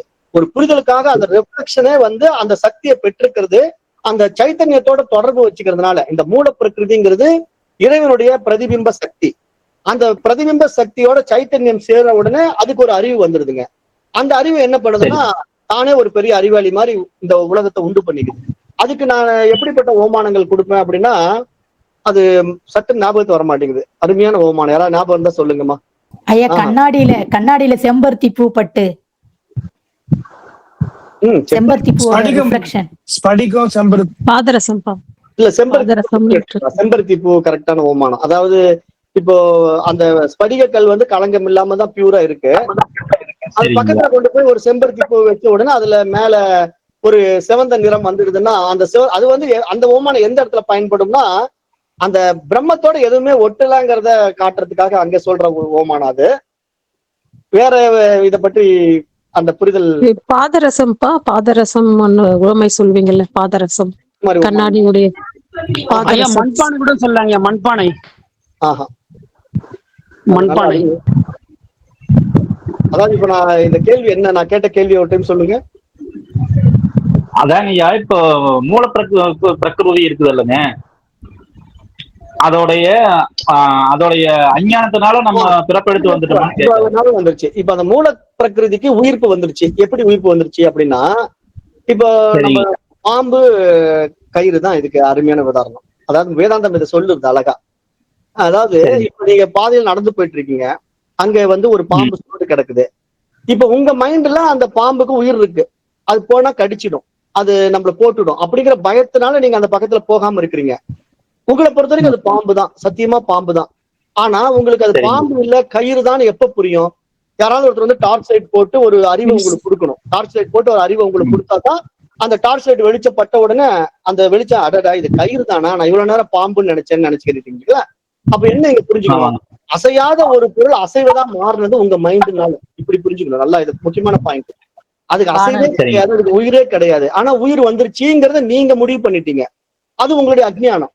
அப்ப அது போன போட்டுடும் அப்படிங்கிறது உங்களுடைய அஜ்ஞானம். அது மாதிரி இங்க இறைவன் தன்னை பிரதிபிம்பித்து காட்டுகின்ற மூல பிரகிருதிக்கு உயிரே இல்லை. ஆனா உயிர் வந்ததா அது நினைச்சுக்கிட்டு இந்த உலகத்தை உண்டு பண்ணி விவகாரம் பண்ணிட்டு இருக்குங்க. ஆனா இந்த விவகாரம் எல்லாம் உண்மை இல்லை அப்படிங்கிறத நீங்க விசாரித்து பார்த்தா விவேகத்தினால புரிஞ்சுக்கலாம். இவ்வளவுதான், இதுதான் அருமையான பாயிண்ட். இது எனக்கு சட்ட ஞாபகம் வருது. அதாவது இந்த கயிறு பாம்பை தான் வேதாந்தம் முன்னிறுத்தும், அருமையா முன்னிறுத்தும். அப்ப நீங்க பாருங்களேன், கயிறுங்கிறது ஜடப்பொருள், பாம்புங்கிறது உயிர் பொருள். ஆனா ஒரு ஜடப்பொருளையே உயிர் பொருளா மாத்துறது யாரு? இந்த அஜ்ஞான மனசு. அப்ப இந்த அஜ்ஞான மனசு வந்து அதை உயிர் பொருளா மாத்திக்கிட்டு ஐயோ பாம்பு போனா கடிச்சுக்குன்னு பயப்படுது. அப்ப நீங்க இப்ப அறிவுனால விசாரித்து விவரம் கண்டுகிட்டா அது உயிரும் இல்ல ஒண்ணும் இல்ல ஒரு கயிறுப்பா அப்படின்னு சொல்லிட்டு நீங்க கடந்து போயிடுவீங்க. அது மாதிரி இப்ப இங்க நீங்க இந்த சாஸ்திரங்களை படிச்சு விவேகத்தினால விழிச்சுக்கிட்டீங்கன்னா இங்க ஒன்றுமே இல்ல, உலகமே இல்ல, பிரம்மம் மட்டும் தான் இருக்குன்ட்டு சர்வசாதாரணமா எல்லாத்தையும் கடந்து போயிடுவீங்க. இவ்வளவுதான் அங்க அருமையான விஷயம். இது இதை உள்ள வாங்கிக்கீங்க. ஐயா இப்போ அந்த சைத்தன்யம் வந்து அசையாததுல வந்து ஒரு அசைவு வரும்போது வந்து அது அஞ்ஞானத்தினால நான் அசைகிறேன்னு தெரிஞ்சுக்கிறது அப்போ அந்த மாதிரி. ஆமா, அசையாத ஒன்று அசைவதற்கு காரணம் என்னன்னா மனசுனால. மனம் வந்து தன்னை கற்பனை பண்ணிக்குது அசைகிற மாதிரி. அந்த அந்த அசைவதற்கு காரணம் என்னன்னா அதுக்கே ஒரு அப்படி ஒரு வேல்யூ கொடுத்துட்டான். ஏன் அப்படின்னா பிரதிபிம்பம் அல்லவா. இப்ப நான் போய் கண்ணாடி முன்னாடினா என்னுடைய உருவத்தை அப்படியே பிரதிபிம்பித்து காட்டுறதுதானே கண்ணாடிங்கிற மாதிரி இறைவனுடைய வைபவத்தை அப்படியே மூல பிரகிருதி பிரதிபிம்பித்து காட்டுறதுனால அது அப்படியே உண்மையா இருக்கிற மாதிரியே காட்டும். ஆனா அது ஒரு மாயா சக்திங்கிறத வேதம் தெளிவுபடுத்துறது, ஃபர்ஸ்டே சொல்லிடுது. நீங்க எதை உண்மைன்னு நம்பி ஏமாந்துடாதீங்க, இது வெள்ளி மாயா சக்தி. மாயையில நீங்க எப்படி இல்லாத ஒரு பொருளை இருக்கிற மாதிரி காட்டுது. அதான் நான் உதாரணம் சொல்றேன். ஒரு தொப்பியை வந்து இப்படி இப்படின்னு திருப்பி காட்டுவான், அதுக்குள்ள ஒண்ணுமே இருக்காது. திடீர்னு அதுல ஒரு முயல் எடுப்பான். எப்படிங்க நடந்தது, உங்களால ஏத்துக்க முடிஞ்சுதா? ஆனா அந்த இதுல போய் ரசிச்சிங்களா இல்லையா? அந்த ஜூல போய் பாத்தீங்க, அவன் எக்ஸிபிஷன் பண்ணி காட்டுறான், அதை என்ஜாய் பண்றீங்க. எப்படிங்க தொப்பில இருந்து முயல் கொண்டு வந்தான், அது சொல்லியே தரமாட்டான். ஆனா அது மாய வேலை, மாய விளையாட்டு. அது மாதிரி இங்க பண்ணிட்டு இருக்கு. சொல்லுங்க. இந்த மாயா சக்திங்கிறத வந்து திரிபுட்டியில எடுத்துக்கிட்டு மைண்ட வந்து டுவாலிட்டியில எடுத்துக்கலாங்களா ஐயா? இப்போ ஒன்ன சேர்ந்துங்க, இப்போ மாயா சக்திங்கிற ஒரு கண்ணாடி மாதிரி நம்ம வச்சுக்கலாங்க ஐயா. இப்போ டுவாலிட்டிக்குள்ள வந்து இந்த மைண்ட் வந்துருச்சுங்க. மைண்ட் வந்து அந்த அந்த திரிபுட்டியில இருக்கிற அந்த கண்ணாடியை பார்த்துட்டு நான் இருக்கிறேன் அப்படின்னு வந்து மைண்ட் வந்து தன்னை தானே அவமானிச்சுக்கிறதுங்க. ஆனா ஒன்னு இருக்குதுங்கிறத வந்து மறந்துட்டு நான் தான் இருக்கிறேன் அப்படிங்கிற மாதிரி மைண்ட் நினைச்சுக்குது. அப்படி எடுத்துக்கலாங்களா ஐயா? அப்படிதான் எடுத்துக்கலாம். அதான் நான் சொல்றேன், ஜீவ அகங்காரம்னு பேரு. ஃபர்ஸ்ட் ஈஸ்வர அகங்காரத்துல 3 குணங்கள்ல சத்துவ குணத்துல வரான். ஜீவ அகங்காரத்துல நானே பண்றேங்கிற அபிமானம்.